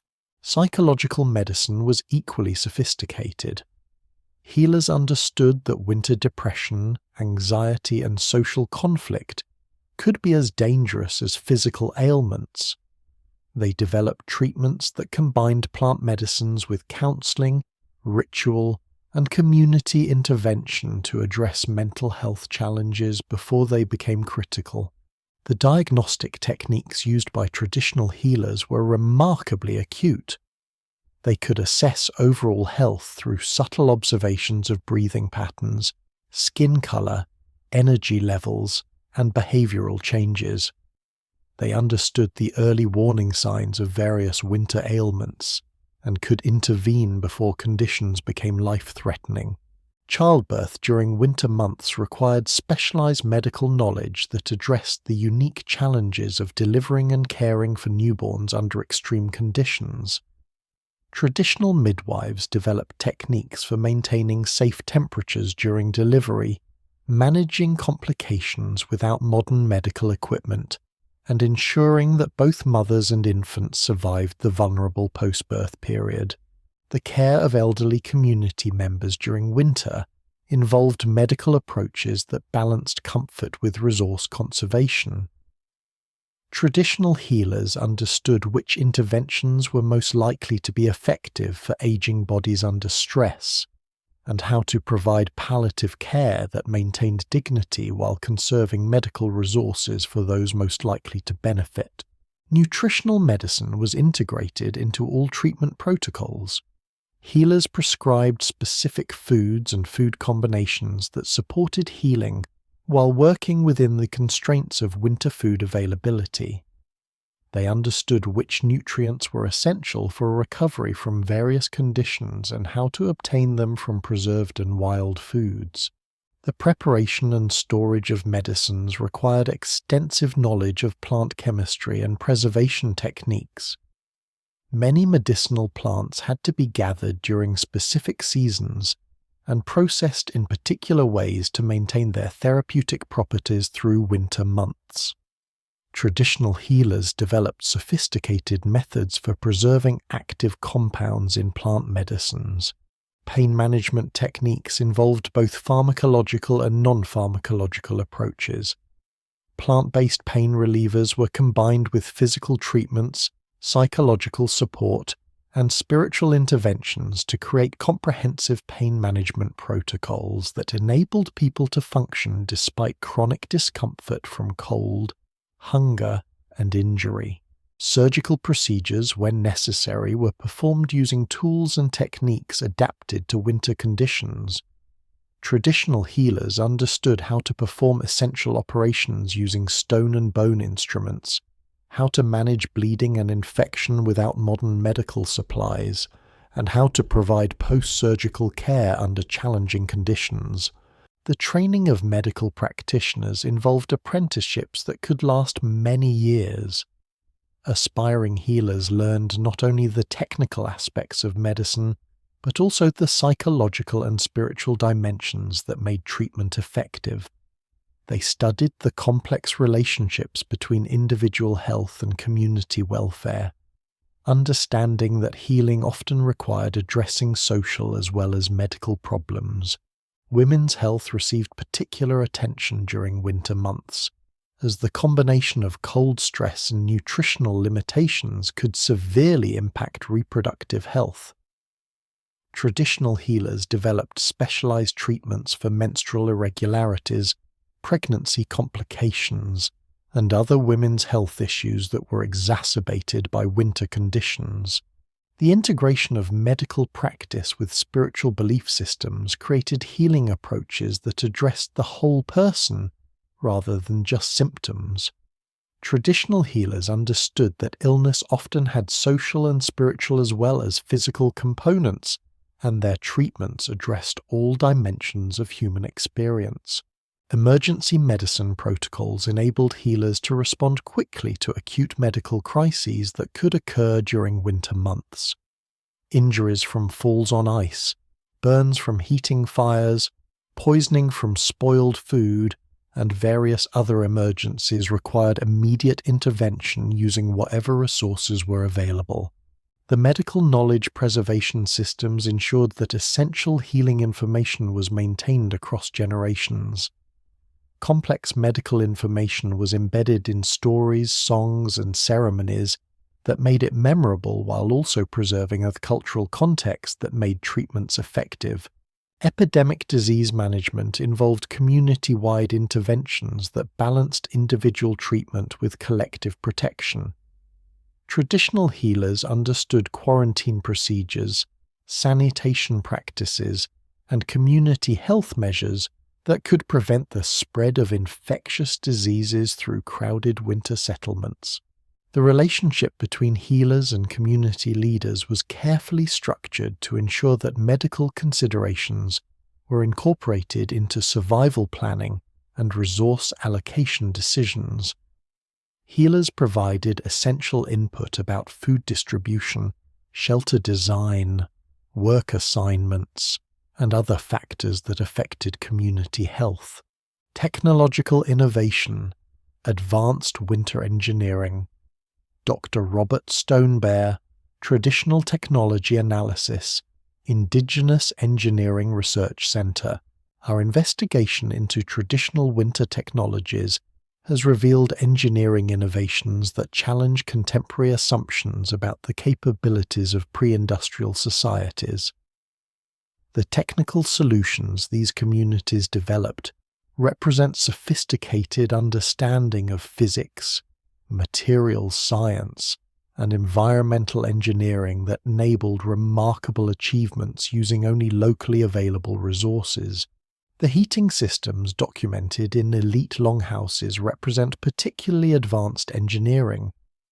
Rather than simple central fires, these structures incorporated distributed heating networks that channeled warm air through underground passages and stone-lined ducts. The engineering required precise calculation of airflow dynamics, thermal transfer rates, and pressure differentials to create systems that maintained comfortable temperatures throughout large spaces. The underground air pre-warming systems involved careful positioning of intake channels that drew outside air through buried passages where it absorbed geothermal energy before entering living spaces. The depth, length, and diameter of these channels had to be precisely calculated to optimize heat transfer while maintaining adequate airflow. Too shallow, and the air wouldn't warm sufficiently. Too deep, and the passages became impossible to construct and maintain. Ventilation systems that maintained air quality while preventing heat loss required understanding of fluid dynamics that modern HVS engineers study extensively. Creating pressure differentials that pulled smoke and carbon monoxide out of living spaces, while drawing fresh air in through pre-warming channels, involved principles of thermodynamics and air movement that represent genuine engineering achievement. The thermal mass systems incorporated into longhouse design used stone and earth as heat batteries that absorbed energy during periods of active heating and released it gradually during cold periods. The positioning and sizing of these thermal mass elements required understanding of heat transfer rates, thermal capacity, and the relationship between mass and temperature stability. Water management systems addressed the complex challenges of maintaining liquid water access during months when natural sources froze solid. Traditional engineers developed techniques for locating springs that remained unfrozen, for insulating water storage to prevent freezing, and for efficiently melting ice and snow when necessary. Some communities constructed sophisticated cisterns that used underground storage and geothermal principles to maintain liquid water reserves through winter months. These systems required understanding of excavation techniques, waterproofing methods, and thermal protection that represents advanced civil engineering knowledge. Food preservation technologies went far beyond simple drying and smoking to include controlled fermentation systems, precise humidity management, and integrated pest control measures. The storage facilities we've documented incorporate understanding of biochemistry, microbiology, and environmental control that enabled long-term food preservation without modern refrigeration or chemical preservatives. The construction of specialized food storage chambers involved creating controlled microclimates that maintained optimal temperature and humidity for different types of preserved foods. Root vegetables, dried corn, smoked meat, and fermented foods each required different storage conditions, and traditional engineers developed multi-chamber systems that provided appropriate environments for each food type. Tool manufacturing during winter months required understanding of metallurgy equivalent principles applied to stone, bone, and wood materials. Traditional toolmakers understood how different materials behaved under cold stress, how to process them for optimal performance, and how to create composite tools that combined multiple materials for enhanced effectiveness. The production of winter clothing involved textile technologies that created materials with performance characteristics comparable to modern synthetic fabrics. Traditional textile workers understood fiber structure, processing techniques, and construction methods that produced garments offering superior insulation, moisture management, and durability. The tanning and leather processing techniques used to create winter clothing involved complex chemical processes that transformed raw animal hides into materials with specific performance characteristics. Different tanning methods produced leather with different properties, some optimized for wind resistance, others for insulation, still others for water resistance. Transportation technologies adapted to winter conditions involved sophisticated understanding of material science and engineering mechanics. Snowshoes represented advanced engineering that optimized weight distribution, flexibility, and traction for efficient travel through snow. The design principles involved understanding of load distribution, material selection, and biomechanics. Toboggan and sled construction involved engineering principles that maximized load capacity while minimizing friction and weight. Traditional builders understood the relationship between runner design, load distribution, and pulling efficiency that enabled effective winter transportation using only human or dog power. Shelter construction technologies adapted to winter conditions involved sophisticated understanding of structural engineering, materials science, and environmental control. Temporary shelters that could be rapidly constructed during emergencies incorporated engineering principles that provided maximum protection with minimal materials and construction time. The design of emergency shelters involved understanding of structural principles that enabled rapid construction of stable, insulated enclosures using snow, branches, and other materials available in winter environments. These weren't crude accommodations, but engineered structures that could maintain livable conditions during severe weather.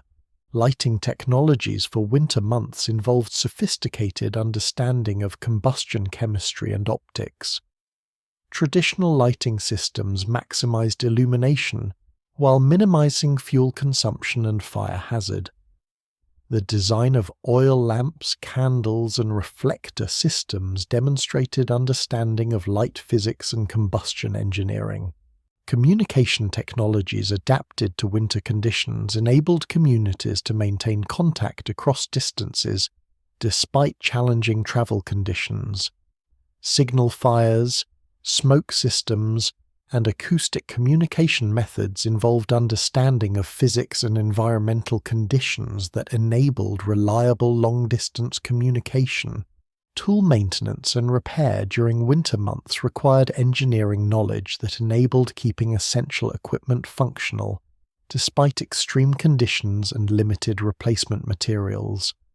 Traditional engineers understood how different materials degraded under cold stress, and developed techniques for maintaining and repairing tools using whatever resources were available.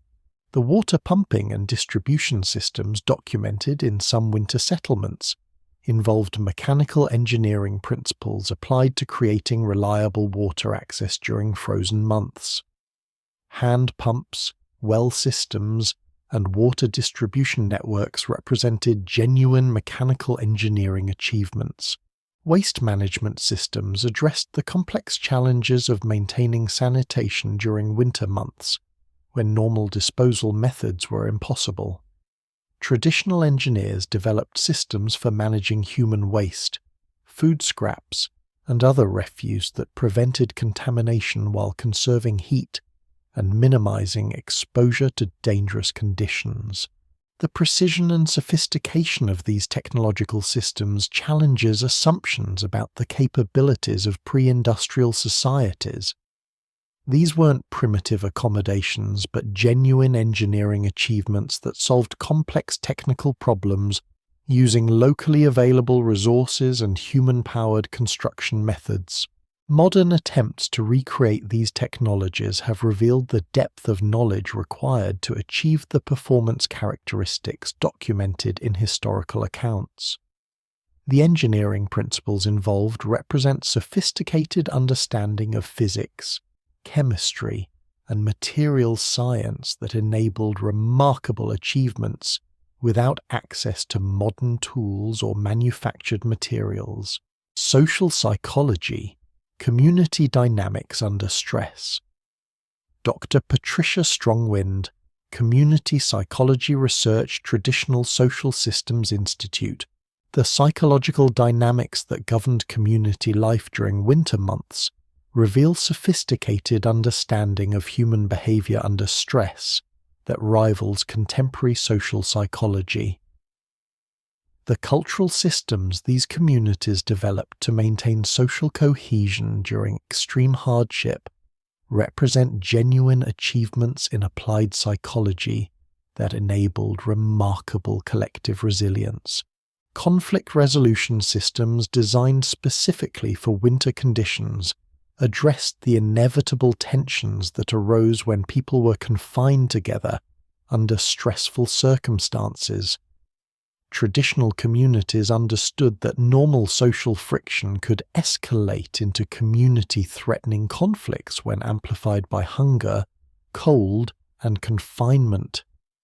They developed intervention strategies that addressed conflicts before they could undermine essential cooperation. The mediation techniques used during winter disputes involved psychological insights that modern conflict resolution theory is only beginning to understand. Traditional mediators knew how to identify the underlying causes of surface conflicts, how to address emotional needs that weren't being met, and how to create resolutions that preserved relationships while solving immediate problems. Group dynamics management during winter months required understanding of how stress affects different personality types and how to channel individual energies constructively. Traditional leaders learned to identify potentially disruptive individuals and find ways to give them meaningful roles that utilized their energies positively rather than allowing them to become sources of community discord. The rotation of responsibilities and leadership roles prevented the resentment and power imbalances that could develop during extended periods of hierarchy and resource control. Traditional communities understood that concentrated authority, while necessary for crisis management, could become psychologically problematic if maintained too long without checks and balances. Motivation maintenance systems addressed the psychological challenge of sustaining effort and cooperation when immediate rewards were limited and future benefits uncertain. Traditional communities developed practices that maintained individual motivation while reinforcing collective commitment to shared survival goals. The storytelling and cultural practices that filled winter evenings weren't just entertainment, but sophisticated psychological interventions designed to maintain mental health and social bonds. These activities provided cognitive stimulation, emotional connection, and shared meaning-making that counteracted the psychological effects of isolation and hardship. Ritual and ceremony during winter months served multiple psychological functions simultaneously. They provided predictable structure that helped people feel secure despite uncertain circumstances. They created opportunities for emotional expression and community bonding. They reinforced cultural values and social roles that maintained group identity under stress. The management of grief and loss during winter required specialized psychological knowledge about how communities process trauma while maintaining functionality. Traditional communities developed practices for honoring the dead while supporting the living, for processing collective grief while maintaining hope and forward-looking orientation. Individual psychological support systems enabled community members to access help when struggling with depression, anxiety, or other mental health challenges exacerbated by winter conditions. Traditional communities had sophisticated methods for identifying individuals in psychological distress and providing appropriate intervention and support. The integration of spiritual and psychological healing addressed the reality that mental health and spiritual well-being were intimately connected in traditional worldviews.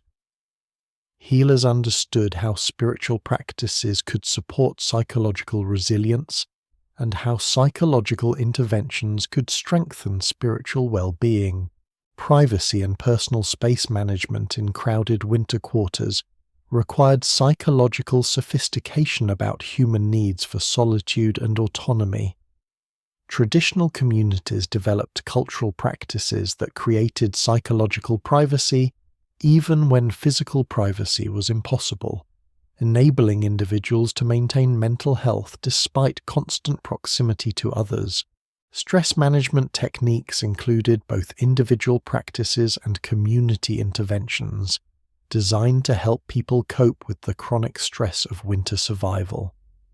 Traditional communities understood the relationship between physical stress and mental health, developing integrated approaches that addressed both dimensions simultaneously. The psychological preparation for winter began months before the cold season arrived. Traditional communities understood that mental readiness was as important as physical preparation, and they developed practices that helped people prepare psychologically for the challenges they would face. Child psychology during winter months required specialized understanding of how young people responded to stress and scarcity. Traditional communities developed practices that protected children's psychological development while also teaching them the skills and resilience they would need as adults. The psychology of hope management involved sophisticated understanding of how communities maintain optimism and forward-looking orientation during periods of genuine hardship. Traditional leaders learned how to acknowledge difficulties honestly, while maintaining the kind of hope that enabled continued effort and cooperation. Gender-specific psychological needs were addressed through cultural practices that provided appropriate outlets for different psychological and social requirements.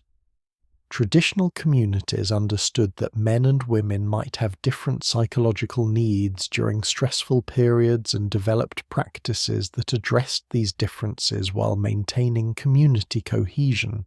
Age-specific psychological interventions ensured that elders, adults, and children all received appropriate psychological support that addressed their particular developmental and social needs.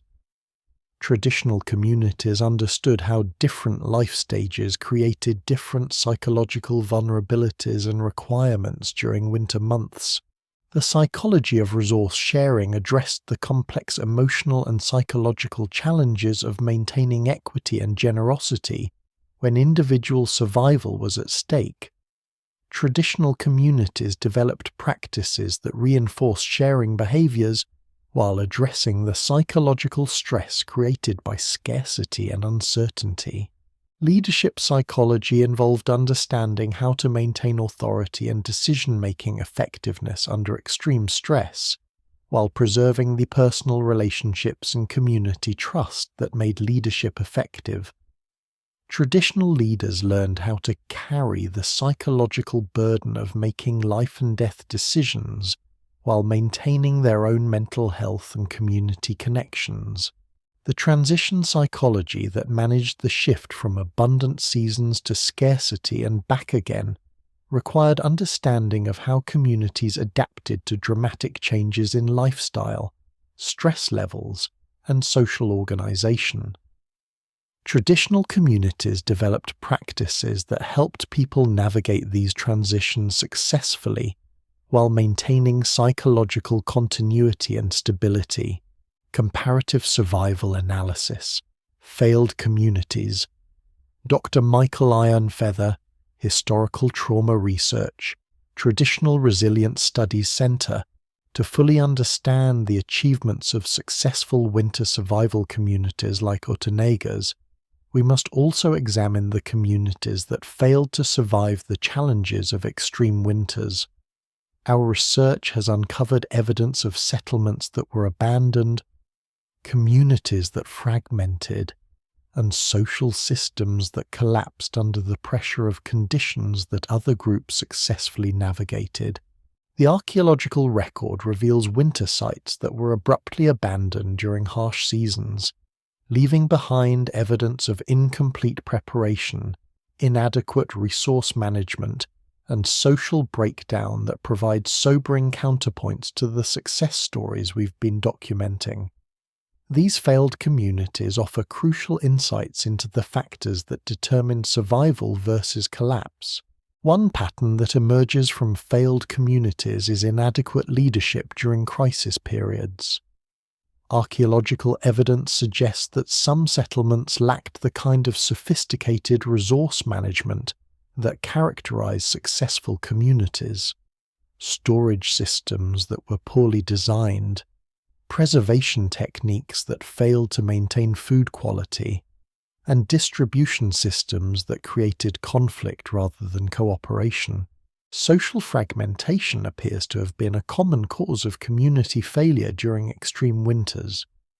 Evidence suggests that some groups split apart when cooperation became difficult, with individual families attempting independent survival rather than maintaining community bonds. The archaeological record shows scattered artifact patterns that suggest rapid abandonment and fragmented settlement. Inadequate preparation during abundant seasons left some communities vulnerable when harsh winters arrived. Archaeological evidence reveals storage systems that were too small, preservation techniques that were ineffective, and resource management strategies that failed to account for extreme weather scenarios.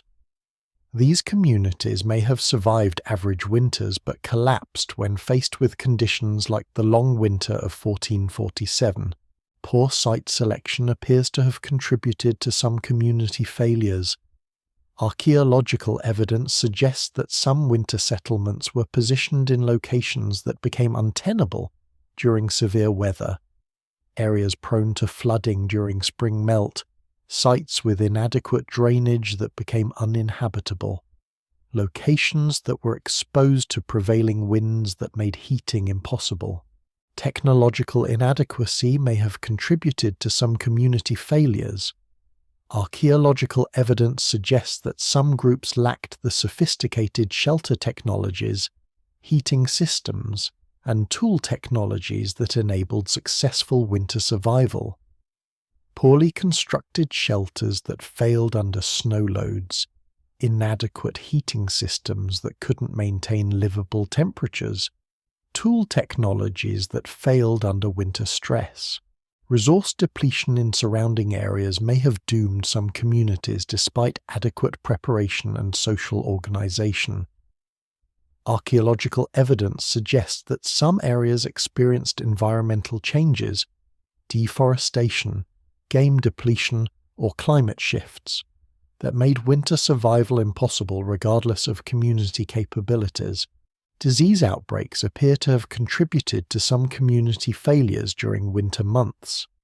Skeletal evidence suggests that some settlements experienced epidemics that killed substantial portions of their populations, leaving survivors without sufficient numbers to maintain essential survival activities.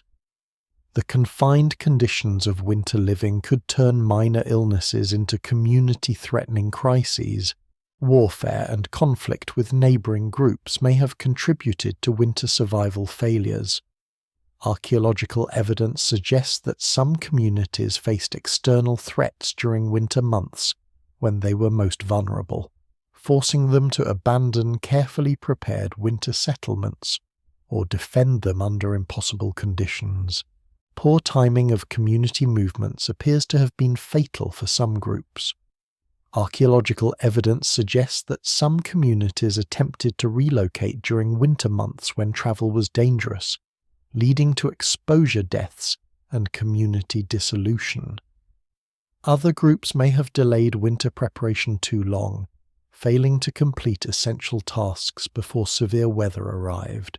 Inadequate food preservation techniques left some communities vulnerable to spoilage and contamination that could eliminate food stores during critical periods.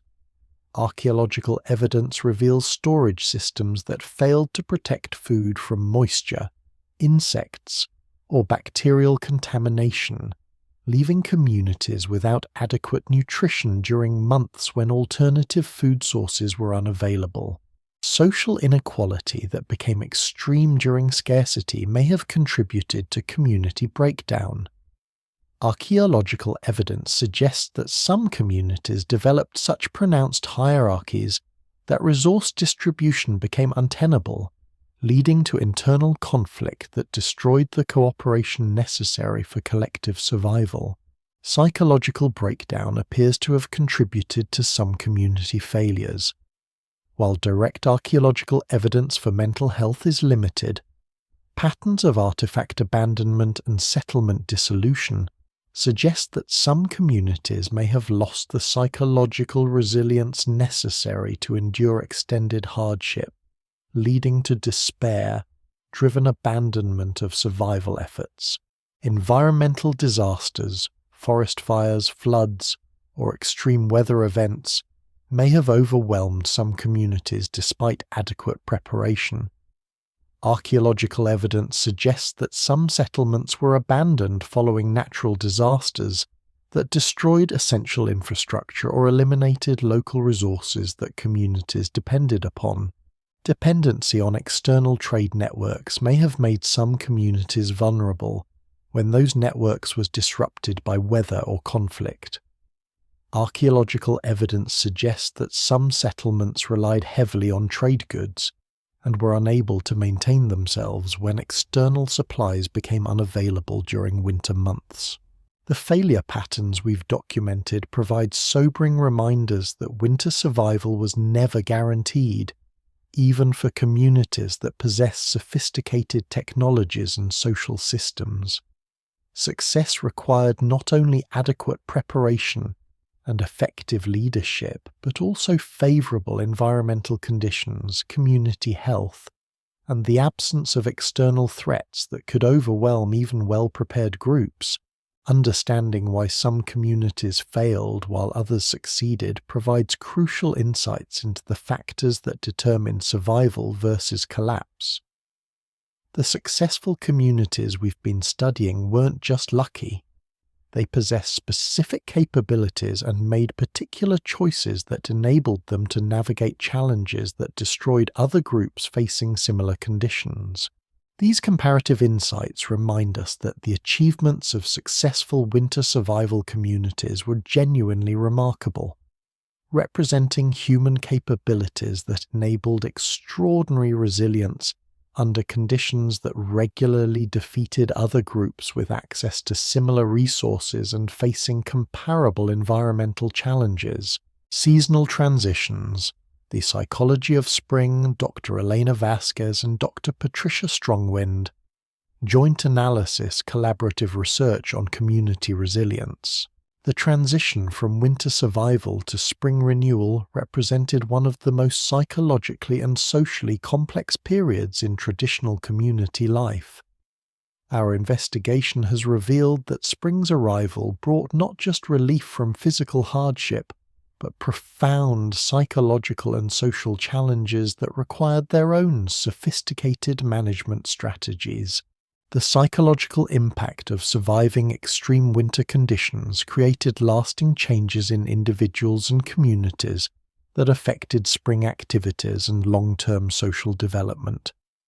People who had endured months of scarcity, confinement, and constant stress needed time and support to readjust to conditions that allowed normal social and economic activities. Post-traumatic stress from winter survival manifested in various ways that traditional communities understood and addressed through specific cultural practices. Some individuals experienced difficulty readjusting to abundance after months of careful rationing. Others struggled with anxiety about future winters or depression related to losses experienced during the harsh months. The social bonds forged during winter survival created new relationship patterns that affected spring and summer social organization. Families and individuals who had shared resources and supported each other through crisis developed lasting obligations and connections that influenced community structure for years afterward. Leadership evaluation and renewal occurred during spring months as communities assessed the effectiveness of winter leadership and made decisions about ongoing governance structures. Leaders who had successfully guided communities through winter crises gained enhanced authority and respect, while those who had failed faced loss of status and influence. Resource distribution and ownership patterns often shifted following winter survival experiences. Individuals and families who had contributed significantly to community survival gained enhanced claims on community resources, while those who had hoarded or failed to contribute faced social consequences that affected their status and access to resources. The celebration and commemoration of winter survival achievements became important cultural practices that reinforced the lessons learned during crisis periods, while honoring the sacrifices and contributions that enabled community survival.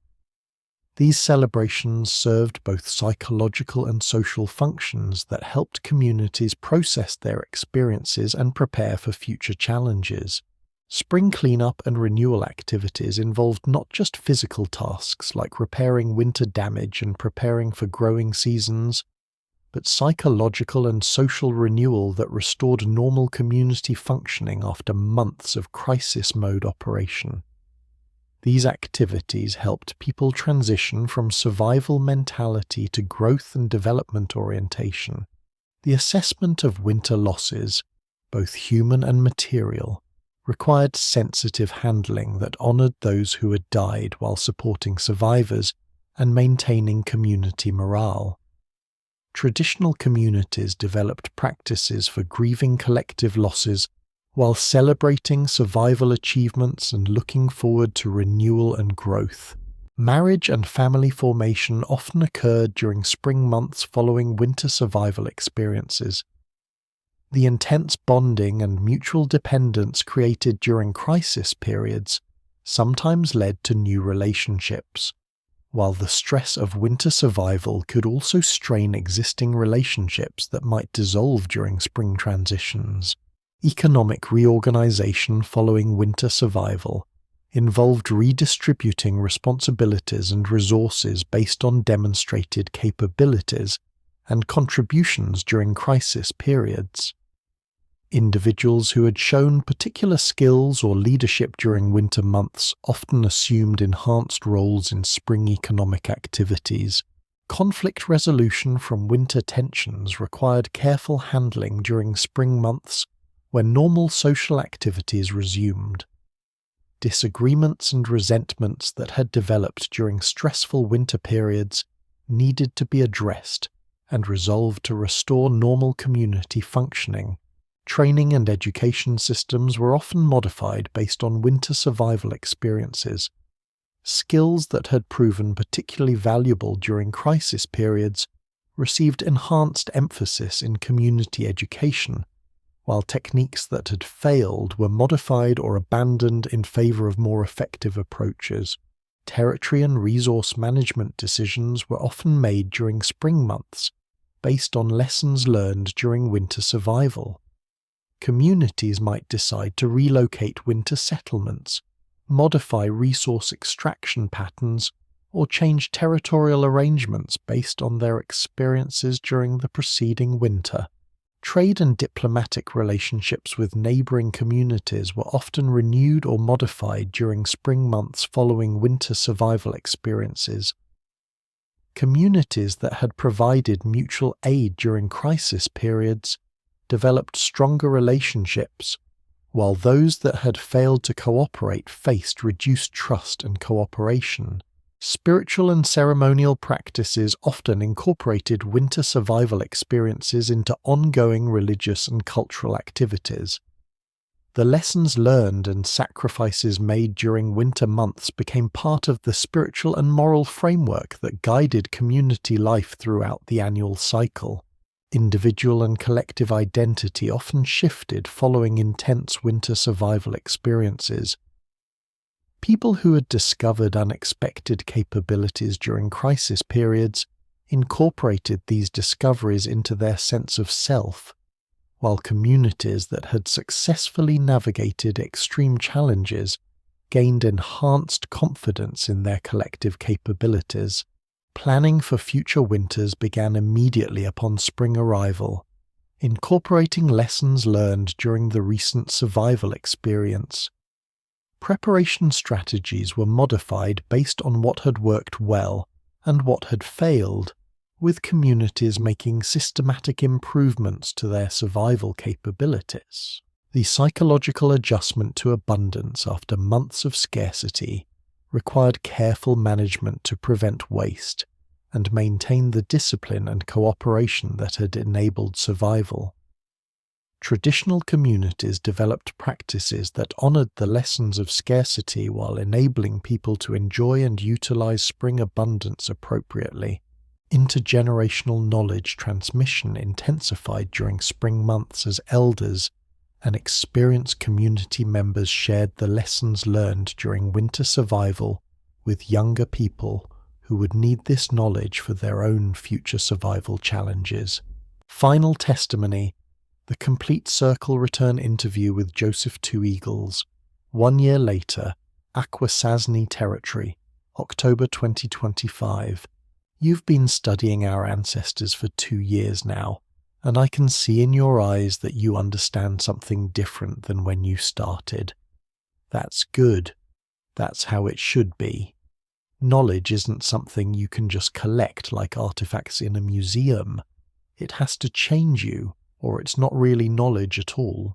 My grandmother used to say that every generation has to learn these lessons for themselves. You can't just tell someone about endurance. They have to discover their own capacity for it.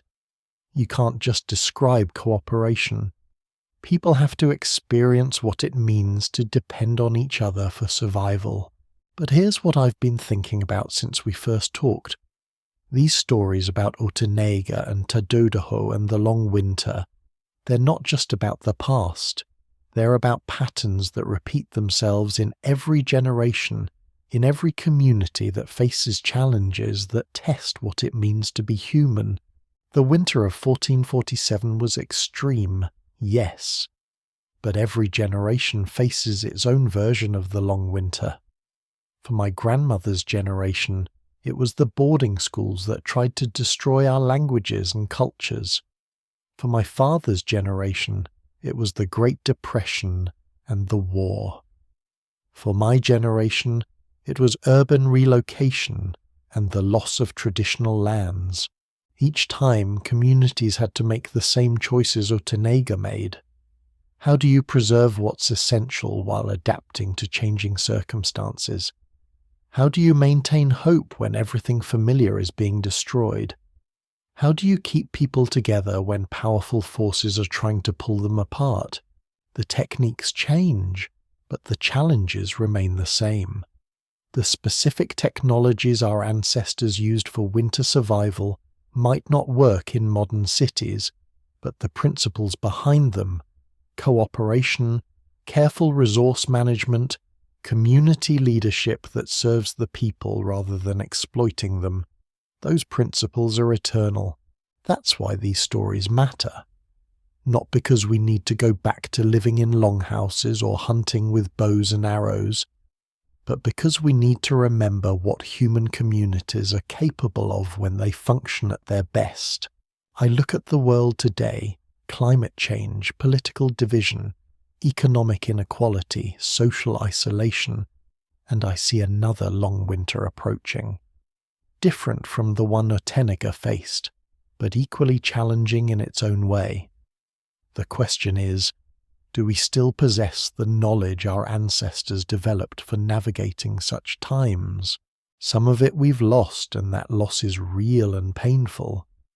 The specific techniques, the traditional languages, the ceremony and ritual that embedded survival knowledge in cultural practice, much of that is gone, maybe forever, but the deeper knowledge, the understanding of what makes communities resilient, what enables people to maintain their humanity under stress, what allows cooperation to emerge even when individual survival is at stake, that knowledge is still available. It lives in the successful practice of community, in the ongoing choice to put collective welfare ahead of individual accumulation. You've documented remarkable achievements in your research. technologies that enabled survival under impossible conditions, social systems that maintained equity while rewarding contribution, leadership patterns that balanced authority with accountability, knowledge preservation systems that transmitted essential information across generations. But the most remarkable achievement was the simplest and the most difficult. These communities learned how to remain human under inhuman conditions. They discovered that survival and compassion aren't opposing forces, that strength and cooperation can be the same thing, that individual welfare and community welfare can be aligned rather than competitive. That's the knowledge we most need to recover. Not the specific techniques of winter survival, but the deeper understanding of what makes human communities resilient and sustainable and just. Because the long winter that's coming won't be defeated by technology alone, or by individual preparation, or by building higher walls around our own security. It will require the same kind of community-based response that our ancestors developed. Cooperation across difference. Resource sharing that prioritizes need over accumulation. Leadership that serves the people rather than exploiting them. The stories you've been collecting aren't just historical documentation. They're instruction manuals for the challenges we face today. They remind us that human beings are capable of extraordinary achievements when they work together with wisdom and patience, and genuine care for each other's welfare. My grandmother always said that the ancestors didn't survive the long winter so that their descendants could forget how to be human.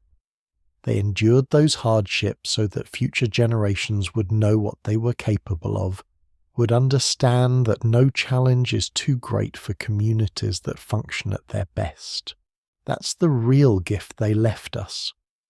Not specific techniques that might or might not apply to modern circumstances, but proof of human potential that remains available to anyone willing to do the work of building genuine community, of choosing cooperation over competition, of putting collective survival ahead of individual advantage.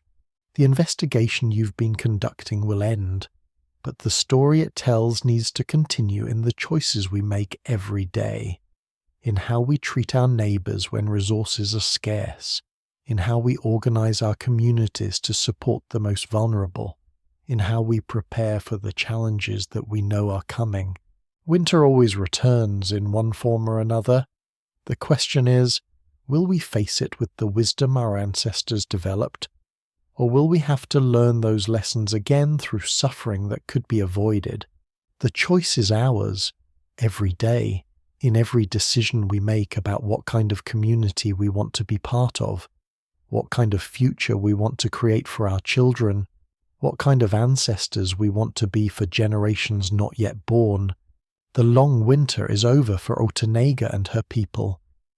But the knowledge they developed for surviving it, for maintaining their humanity through it, for emerging from it stronger and more connected, that knowledge is still here, waiting for us to rediscover it, to apply it to our own challenges, to pass it on to those who will face the winter storms still to come.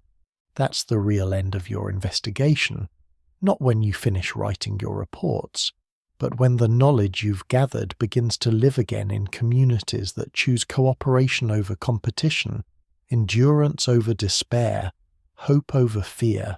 The ancestors are watching, and they're waiting to see what we'll do with the gifts they left us. The winter archives are open, the mysteries revealed, the lessons available. The only question remaining is whether we're ready to become the kind of people our descendants will thank us for being. Spring always comes, but only for those who make it through the winter, and the only way to make it through is together, with wisdom and patience and the kind of love that puts community survival ahead of individual comfort. That's the message from the long winter.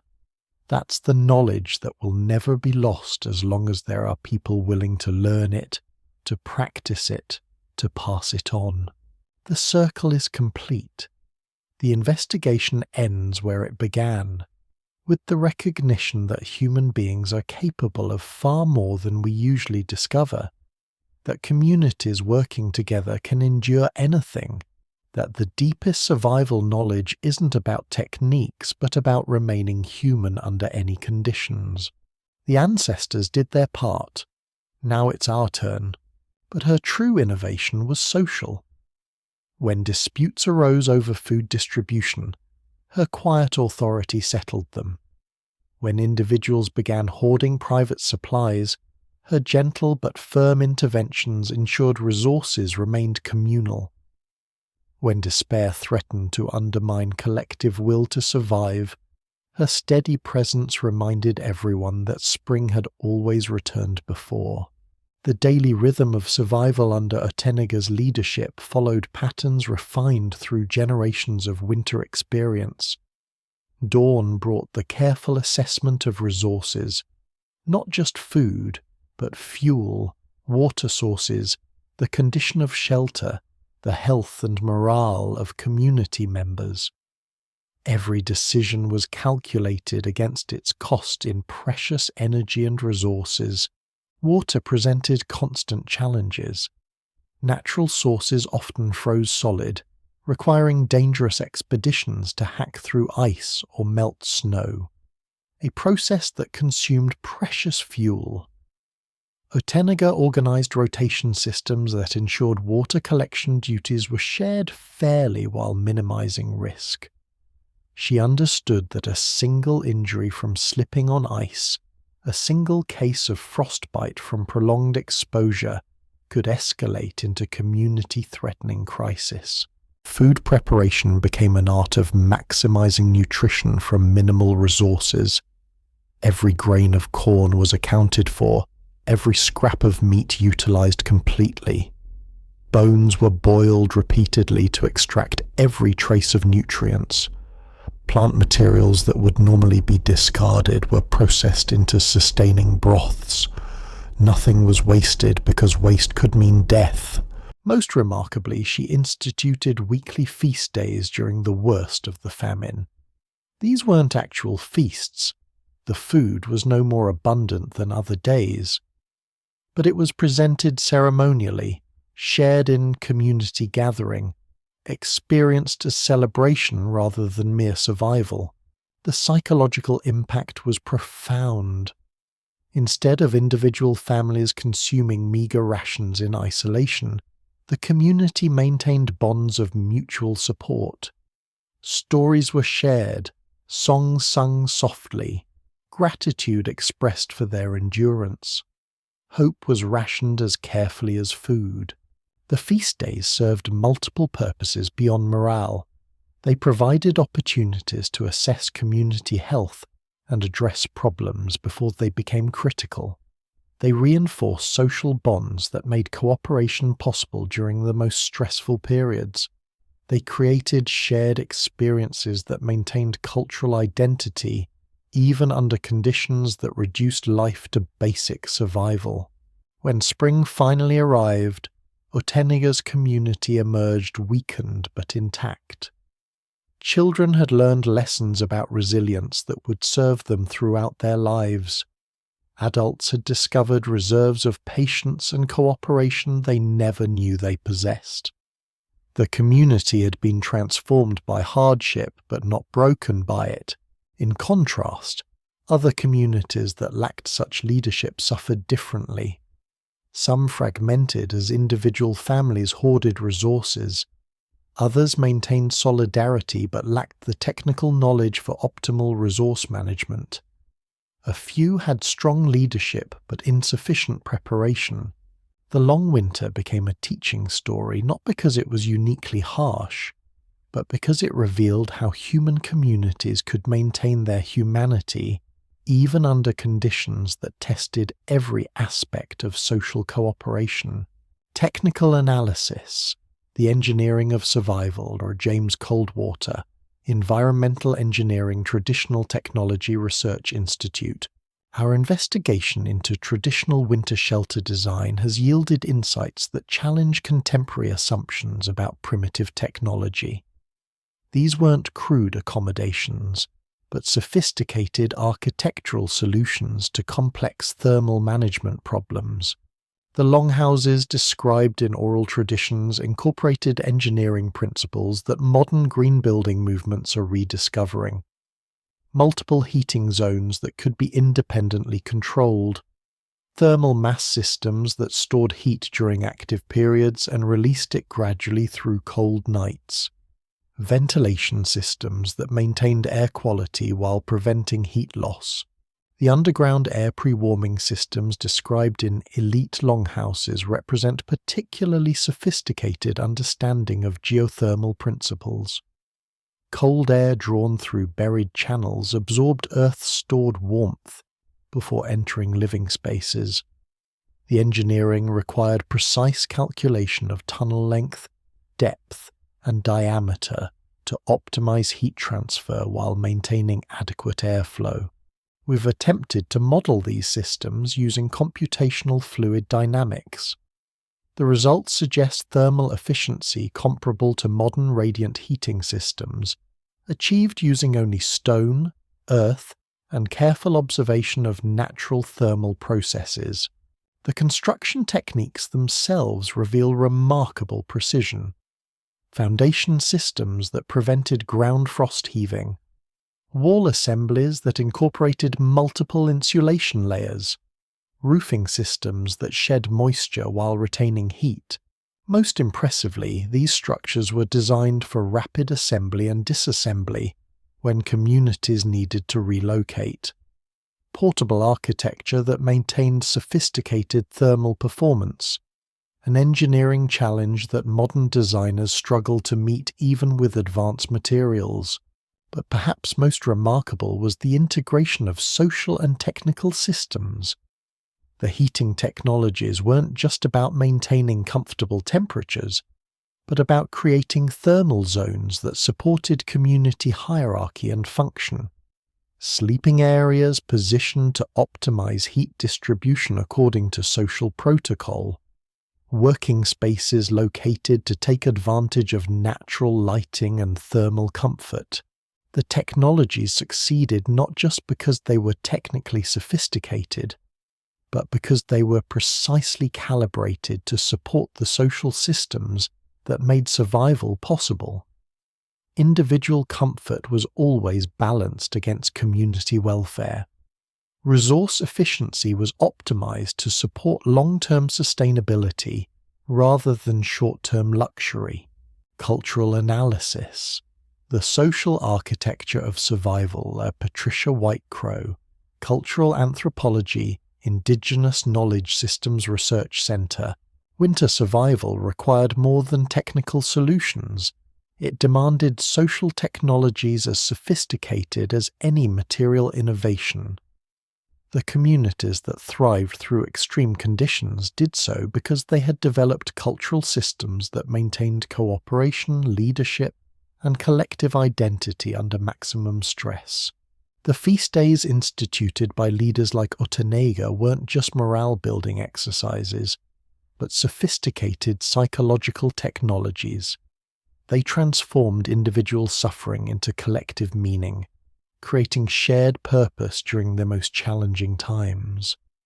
The practice required deep understanding of human psychology under stress, knowledge of how scarcity affects group dynamics, and skill in creating rituals that reinforce social bonds rather than highlighting inequalities.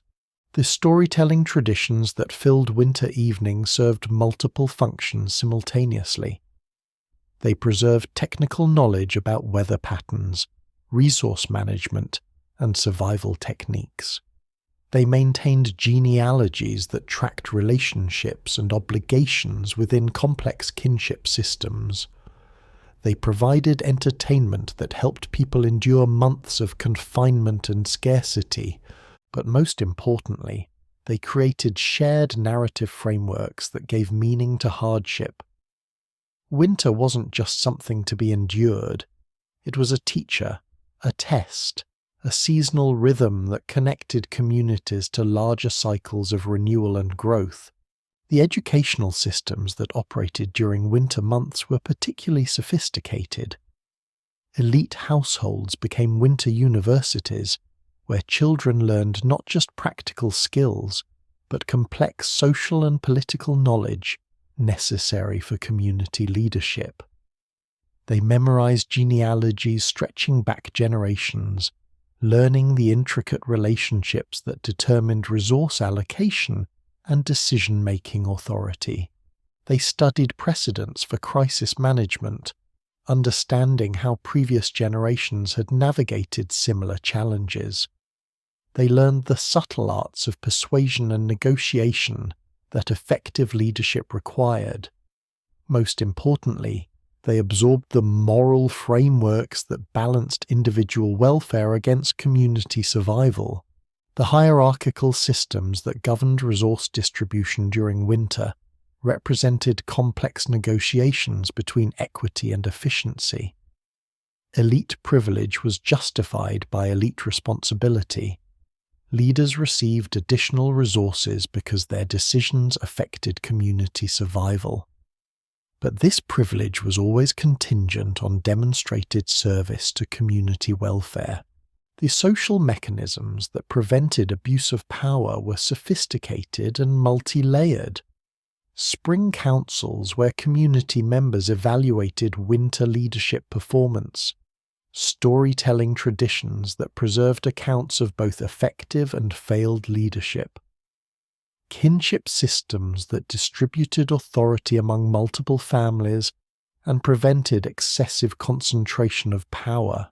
Perhaps most remarkably, these communities maintained cultural practices that preserved individual dignity even under conditions of extreme scarcity, ceremony and ritual that acknowledged each person's value to community survival, gift-giving practices that circulated resources while maintaining reciprocal relationships, decision-making processes that honored individual autonomy while ensuring collective action. The result was communities that could endure almost unimaginable hardship while remaining recognizably human. They created abundance in scarcity not through accumulating more resources, but through developing social systems that maximized the value of whatever resources existed. Comparative analysis, Elite versus Common Winter Experience Cross-Cultural Study by Dr. Michael Ironcloud, Traditional Governance Research Project. The winter survival strategies we've been investigating reveal complex relationships between privilege, responsibility, and community welfare that challenge simple narratives about equality and hierarchy in pre-contact native societies. Elite families like Tadodahos maintained winter quarters that were demonstrably more comfortable than common accommodations. Multiple hearths, sophisticated heating systems, abundant food stores, specialized clothing and bedding. But this privilege operated within cultural frameworks that balanced individual comfort against community survival.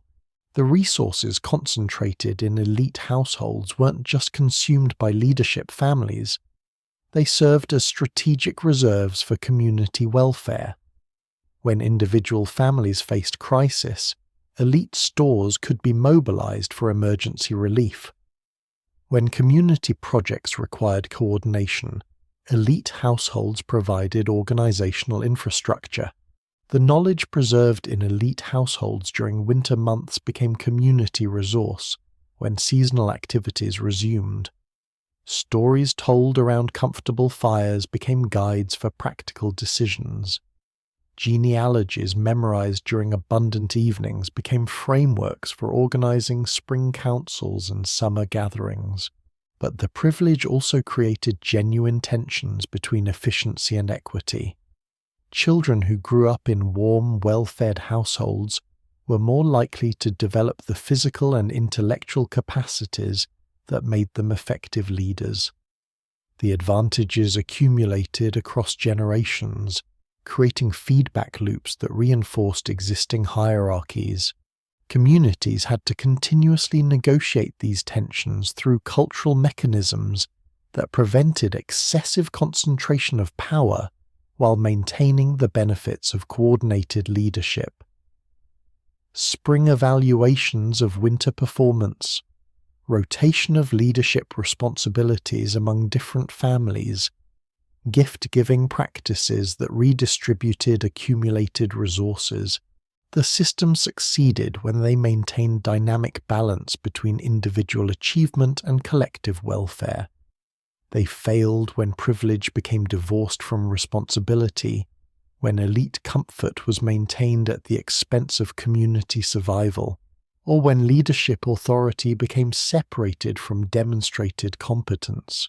The most successful communities were those that developed cultural institutions capable of adapting these balances to changing circumstances, governance systems that could concentrate authority during crisis while returning to more egalitarian arrangements during abundant seasons, resource management practices that rewarded successful leadership while preventing excessive accumulation. The winter survival strategies we've studied suggest that indigenous communities had developed sophisticated solutions to problems that modern societies still struggle with. How to maintain both efficiency and equity, how to balance individual achievement with collective welfare, how to create leadership systems that serve community interests rather than elite privilege. Philosophical reflection. The Meaning of Endurance, Dr. Elena Vasquez, Concluding Observations Final Report, September 2025. After 2 years of investigation, we've uncovered fragments of knowledge systems so sophisticated they challenge fundamental assumptions about human capability and social organization. The winter survivors we've been studying achieved something that seems almost impossible. They created sustainable, equitable, and resilient communities under conditions that tested every aspect of human endurance. Their achievements weren't just technical, though their technologies were remarkable. They weren't just social, though their community organizations were sophisticated. They were integrated approaches to human adaptation that addressed physical, psychological, social, and spiritual dimensions of survival simultaneously. The knowledge systems that enabled winter survival represented human intellectual achievement on par with any scientific discovery, developed through methods that were no less rigorous for being different from our academic approaches. Careful observation across generations, systematic experimentation with survival techniques, collaborative development of social institutions, patient accumulation of knowledge through trial and refinement. What we've learned challenges contemporary assumptions about primitive technology and simple societies. These weren't people making do with inadequate resources, but innovators who developed sophisticated solutions to survival challenges that modern technology still struggles to address. Their sustainability practices were particularly remarkable. They supported substantial populations for thousands of years without depleting their resource base, without creating environmental damage that compromised future survival. They achieved what modern civilization has difficulty accomplishing: genuine sustainability in the face of environmental challenges. But perhaps most importantly, they demonstrated that human communities are capable of remarkable achievements when they function at their best. They created abundance through cooperation rather than accumulation. They found strength in collective action rather than individual competition. They developed resilience through adaptive social institutions rather than rigid hierarchical control. The mysteries that remain aren't frustrations. They're invitations to humility and expanded understanding. Some knowledge is so embedded in direct experience, so dependent on intimate relationship with specific environments that it can't be preserved in abstract forms. Some wisdom lives entirely in the successful practice of staying human under inhuman conditions. The archaeological silence speaks as eloquently as any artifact. In that silence, we hear the echo of knowledge so sophisticated it transcended the need to leave physical traces. Wisdom so complete it lived entirely in communities that chose cooperation over competition, endurance over despair, hope over fear. Their story continues in every community that faces crisis together, every group that chooses mutual support over individual accumulation, every society that develops institutions serving collective welfare rather than elite privilege. The winter they survived so long ago has ended completely, but their discoveries about human capability remain available to anyone willing to learn from their example.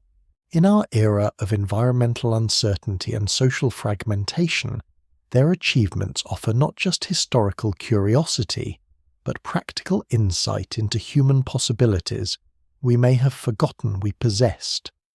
They remind us that we are capable of far more than we usually need to discover, that human communities working together with wisdom and patience can endure almost anything. The investigation is complete, but the learning continues. Spring always comes, and when it does, we remember that the greatest human achievements often leave no trace except their success, no monument except the communities that continue to choose cooperation over competition, wisdom over force, hope over fear. Epilogue: the continuing mystery. As this investigation concludes, we're left not with definitive answers, but with deeper questions about human capability and social possibility. The winter survivors we've studied achieved remarkable things, but their greatest achievement may have been demonstrating that survival and humanity aren't opposing forces, that communities can maintain their essential character even under conditions that test every aspect of human endurance. The techniques they developed, the knowledge they preserved, the social institutions they created, all of these offer insights into human potential that may be more relevant now than ever. Their story reminds us that the greatest challenges often reveal the deepest capabilities, that the worst conditions can inspire the best human responses. The archaeological silence that initially frustrated our investigation has become its most profound teaching. Some knowledge transcends the need for physical preservation. Some wisdom lives entirely in the successful practice of remaining human under inhuman conditions. Some achievements leave no trace except their success, and the continuing possibility that others might discover similar capabilities when circumstances demand them. Winter always ends, spring always comes, and human communities working together with wisdom, patience and mutual care can endure almost anything while remaining recognizably human. That may be the deepest mystery of all, not how they survived, but how they remained themselves while doing so. Psychological survival systems, the mental technologies of endurance. Dr. Michael Stronghart, Indigenous Psychology Research, Traditional Mental Health Studies Institute. Perhaps the most sophisticated aspect of traditional winter survival was the psychological technologies these communities developed to maintain mental health and social cohesion during months of extreme stress. Modern psychology recognizes that isolation, confinement, and resource scarcity can trigger various forms of mental illness.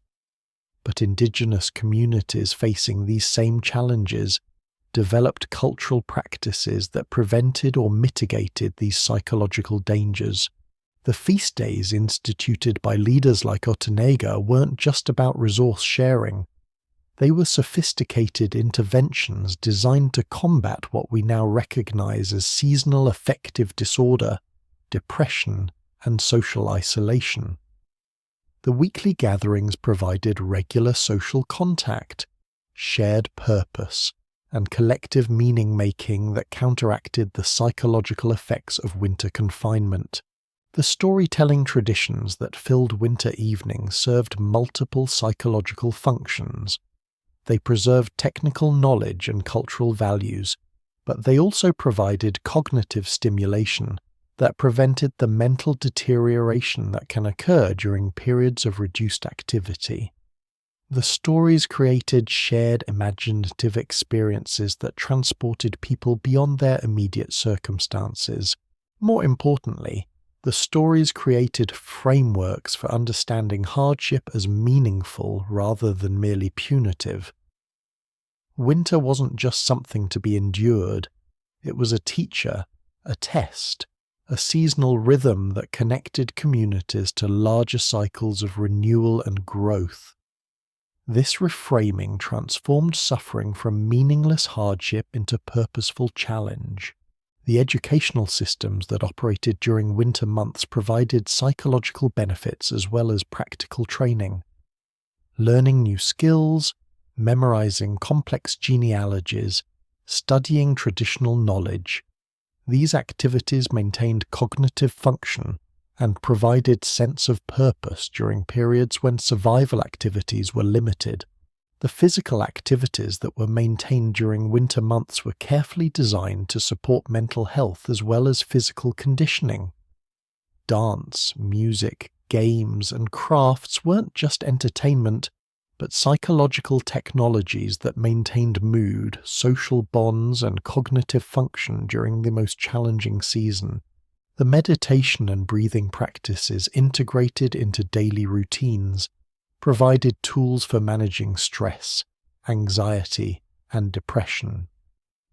Traditional communities understood the connection between breathing, mental state, and physical health long before modern psychology documented these relationships scientifically. The social support systems that operated during winter were particularly sophisticated. Communities developed practices for identifying individuals who were struggling psychologically and intervening before problems became critical. The close quarters that characterized winter living enabled early detection of mental health issues and collective response to individual crisis. The leadership systems provided both authority and emotional support. Leaders like Otanega weren't just administrators, but counselors who helped community members process the psychological challenges of winter survival. They provided reassurance, guidance, and hope during the darkest periods. The cultural practices that maintained individual dignity, even under conditions of extreme scarcity, were crucial for psychological survival. Ceremony and ritual that acknowledged each person's value to community survival prevented the demoralization that could lead to giving up. Gift-giving practices that circulated resources while maintaining reciprocal relationships preserved self-worth and social connection. The decision-making processes that honored individual autonomy while ensuring collective action prevented the resentment and helplessness that can destroy community morale. Even under conditions that required strict resource rationing and behavioral discipline, traditional communities maintained practices that preserved individual agency and personal dignity. The integration of spiritual practices with practical survival activities provided meaning and transcendence that enabled people to find purpose beyond mere existence. Winter ceremonies that celebrated endurance, honored ancestors, and affirmed connection to natural cycles created psychological resources that sustained people through the most difficult times. The gender-specific practices that operated during winter months provided appropriate outlets for different psychological needs. Men's activities that maintained warrior identity and hunting skills preserved masculine self-concept, even when traditional male roles were limited by winter conditions. Women's activities that centered on nurturing and community maintenance reinforced feminine identity and social importance. The age-specific practices ensured that children, adults, and elders all had meaningful roles that contributed to community welfare while addressing their particular psychological needs. Children learned skills and absorbed values that prepared them for adult responsibilities. Adults took on leadership and decision-making roles that utilized their experience and capabilities. Elders shared knowledge and wisdom that maintained their status and importance despite physical limitations.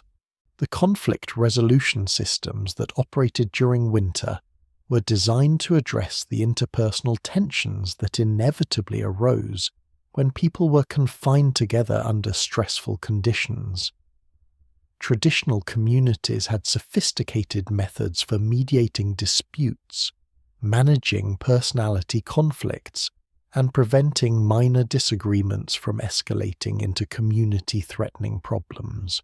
The privacy and space management practices enabled people to find solitude and personal space even within crowded winter quarters. Traditional communities understood the importance of individual privacy and developed cultural practices that respected personal boundaries while maintaining necessary cooperation. The hope management systems were perhaps the most sophisticated psychological technologies. Leaders like Otanega understood that hope was a finite resource that had to be carefully rationed and renewed.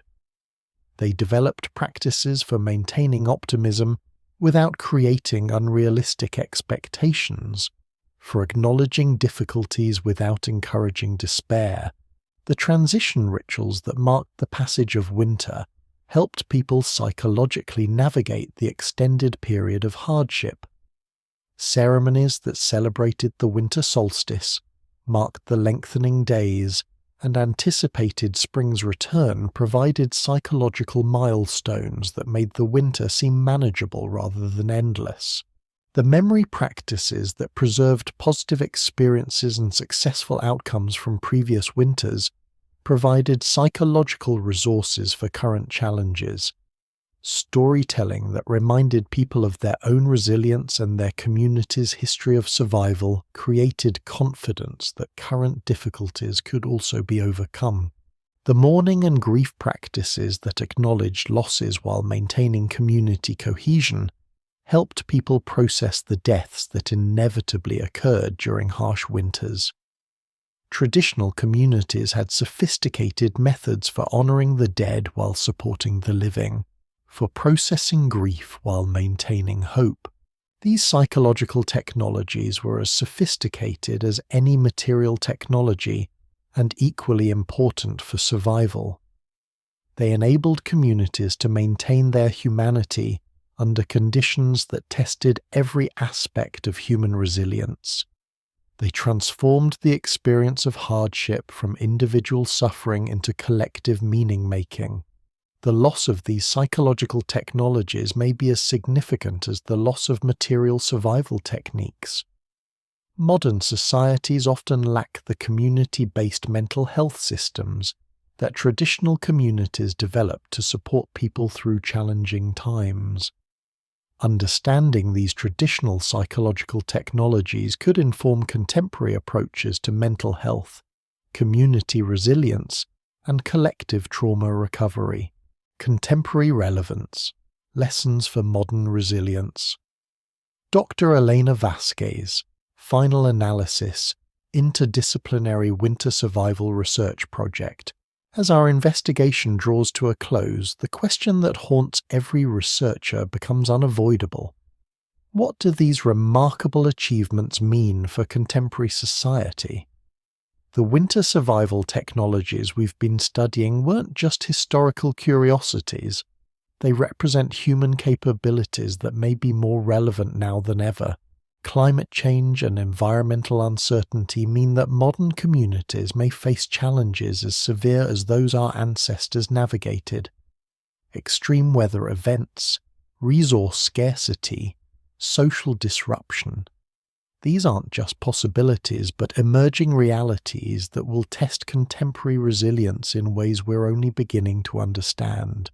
The traditional communities we've studied offer insights into human adaptive capacity that challenge fundamental assumptions about civilization, technology, and social organization.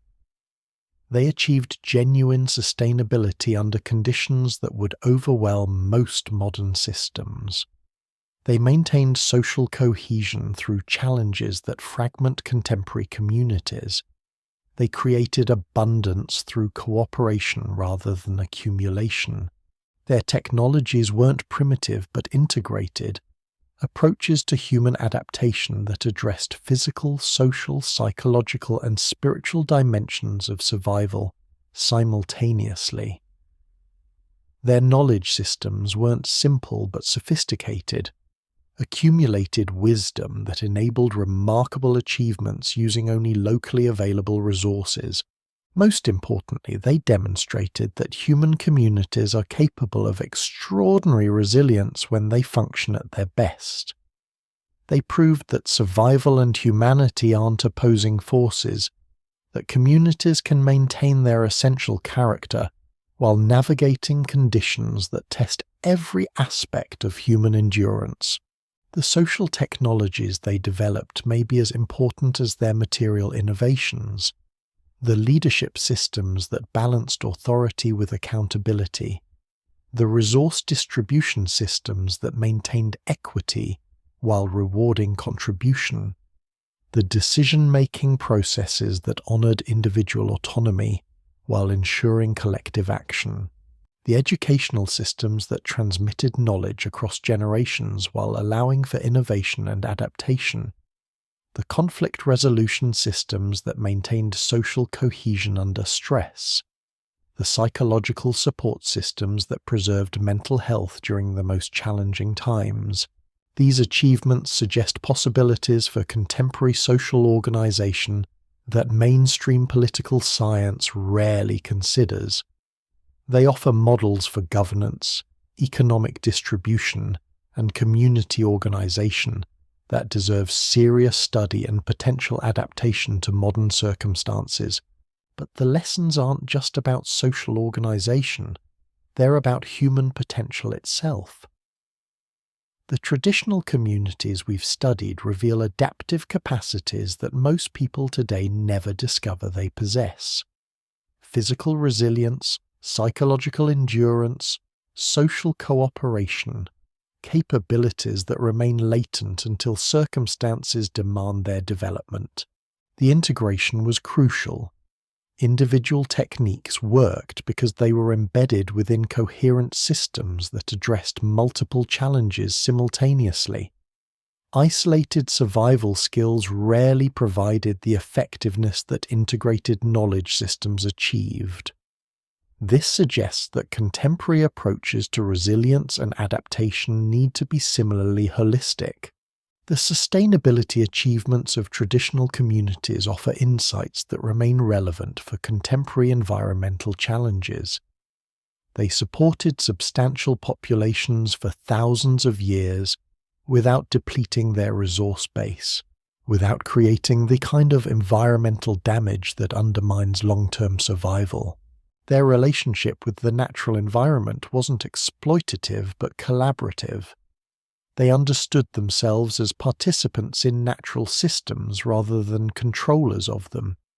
This perspective enabled them to develop technologies that worked with natural processes rather than against them.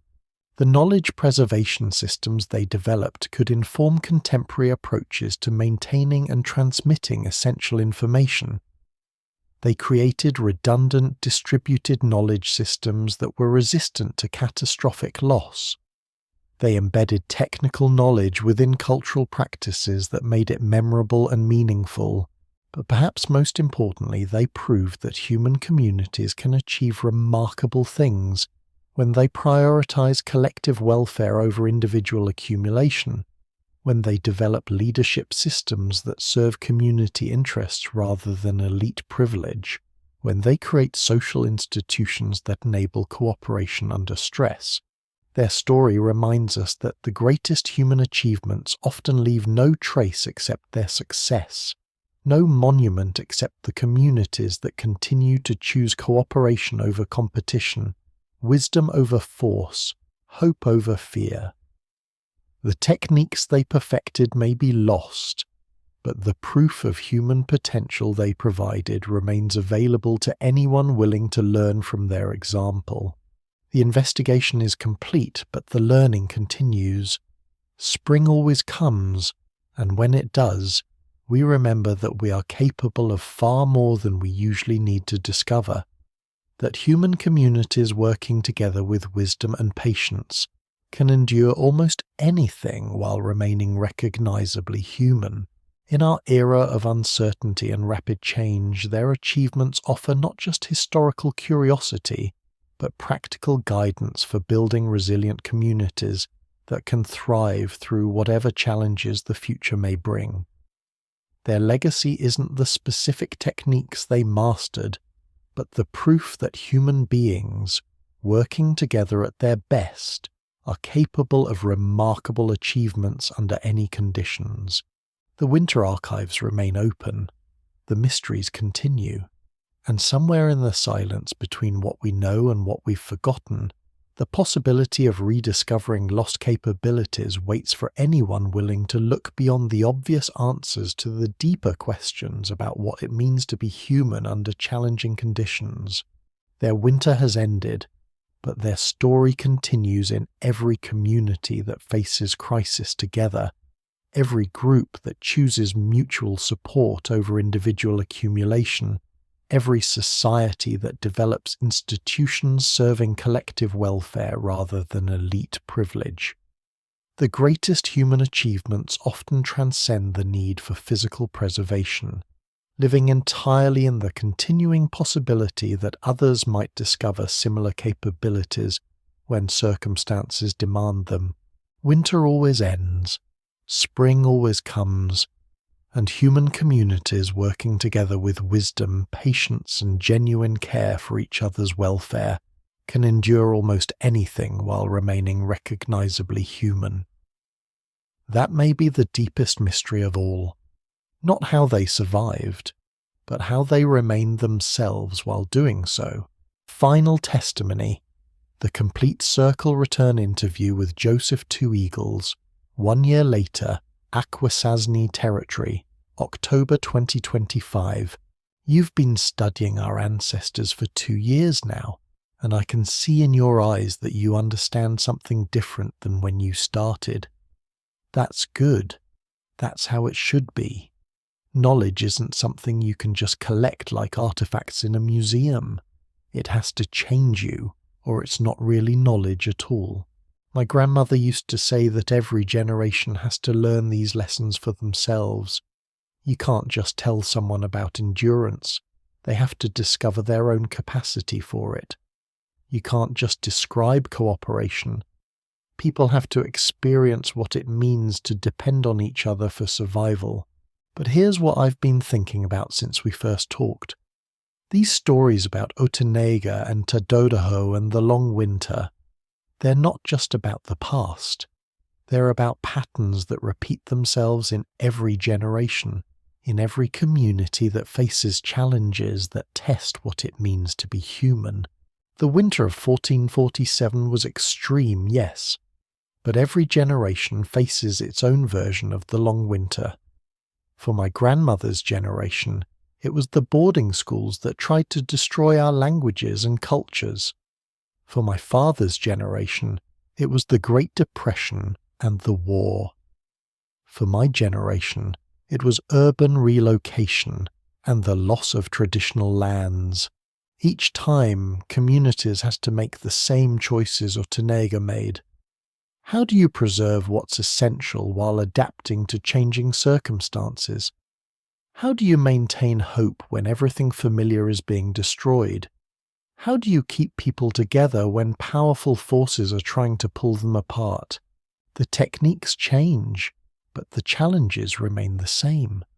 The specific technologies our ancestors used for winter survival might not work in modern cities, but the principles behind them — cooperation, careful resource management, community leadership that serves the people rather than exploiting them — those principles are eternal. That's why these stories matter. Not because we need to go back to living in longhouses or hunting with bows and arrows, but because we need to remember what human communities are capable of when they function at their best. I look at the world today — climate change, political division, economic inequality, social isolation — and I see another long winter approaching, different from the one Otanega faced, but equally challenging in its own way. The question is, do we still possess the knowledge our ancestors developed for navigating such times? Some of it we've lost, and that loss is real and painful. The specific techniques, the traditional languages, the ceremony and ritual that embedded survival knowledge in cultural practice — much of that is gone, maybe forever. But the deeper knowledge, the understanding of what makes communities resilient, what enables people to maintain their humanity under stress, what allows cooperation to emerge even when individual survival is at stake, that knowledge is still available. It lives in the successful practice of community, in the ongoing choice to put collective welfare ahead of individual accumulation. You've documented remarkable achievements in your research, technologies that enabled survival under impossible conditions, social systems that maintained equity while rewarding contribution, leadership patterns that balanced authority with accountability, knowledge preservation systems that transmitted essential information across generations. But the most remarkable achievement was the simplest and the most difficult. These communities learned how to remain human under inhuman conditions. They discovered that survival and compassion aren't opposing forces, that strength and cooperation can be the same thing, that individual welfare and community welfare can be aligned rather than competitive. That's the knowledge we most need to recover. Not the specific techniques of winter survival, but the deeper understanding of what makes human communities resilient and sustainable and just. Because the long winter that's coming won't be defeated by technology alone, or by individual preparation, or by building higher walls around our own security. It will require the same kind of community-based response that our ancestors developed.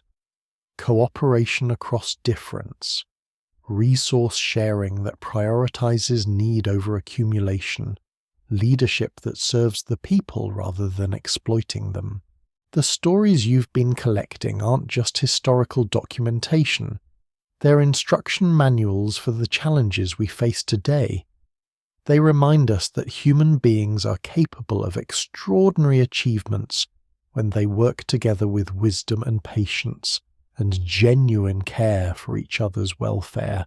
My grandmother always said that the ancestors didn't survive the long winter so that their descendants could forget how to be human. They endured those hardships so that future generations would know what they were capable of, would understand that no challenge is too great for communities that function at their best. That's the real gift they left us. Not specific techniques that might or might not apply to modern circumstances, but proof of human potential that remains available to anyone willing to do the work of building genuine community, of choosing cooperation over competition, of putting collective survival ahead of individual advantage. The investigation you've been conducting will end, but the story it tells needs to continue in the choices we make every day, in how we treat our neighbors when resources are scarce, in how we organize our communities to support the most vulnerable, in how we prepare for the challenges that we know are coming. Winter always returns in one form or another. The question is, will we face it with the wisdom our ancestors developed, Or will we have to learn those lessons again through suffering that could be avoided? The choice is ours, every day, in every decision we make about what kind of community we want to be part of, what kind of future we want to create for our children, what kind of ancestors we want to be for generations not yet born. The long winter is over for Otenaga and her people, but the knowledge they developed for surviving it, for maintaining their humanity through it, for emerging from it stronger and more connected, that knowledge is still here, waiting for us to rediscover it, to apply it to our own challenges, to pass it on to those who will face the winter storm still to come. That's the real end of your investigation, not when you finish writing your reports, but when the knowledge you've gathered begins to live again in communities that choose cooperation over competition, endurance over despair, hope over fear. The ancestors are watching, and they're waiting to see what we'll do with the gifts they left us. The winter archives are open, the mysteries revealed, the lessons available. The only question remaining is whether we're ready to become the kind of people our descendants will thank us for being. Spring always comes, but only for those who make it through the winter. And the only way to make it through is together, with wisdom and patience and the kind of love that puts community survival ahead of individual comfort. That's the message from the long winter. That's the knowledge that will never be lost as long as there are people willing to learn it, to practice it, to pass it on. The circle is complete. The investigation ends where it began, with the recognition that human beings are capable of far more than we usually discover, that communities working together can endure anything, that the deepest survival knowledge isn't about techniques but about remaining human under any conditions. The ancestors did their part. Now it's our turn. Epilogue: the archive remains open. As this extensive investigation concludes, we find ourselves not with easy answers, but with profound questions about human capability and social possibility. The winter survivors we've studied achieved remarkable things, but their greatest achievement may have been demonstrating that survival and humanity aren't opposing forces, that communities can maintain their essential character even under conditions that test every aspect of human endurance. The techniques they developed, the knowledge they preserved, the social institutions they created, all of these offer insights into human potential that may be more relevant now than ever. Their story reminds us that the greatest challenges often reveal the deepest capabilities, that the worst conditions can inspire the best human responses.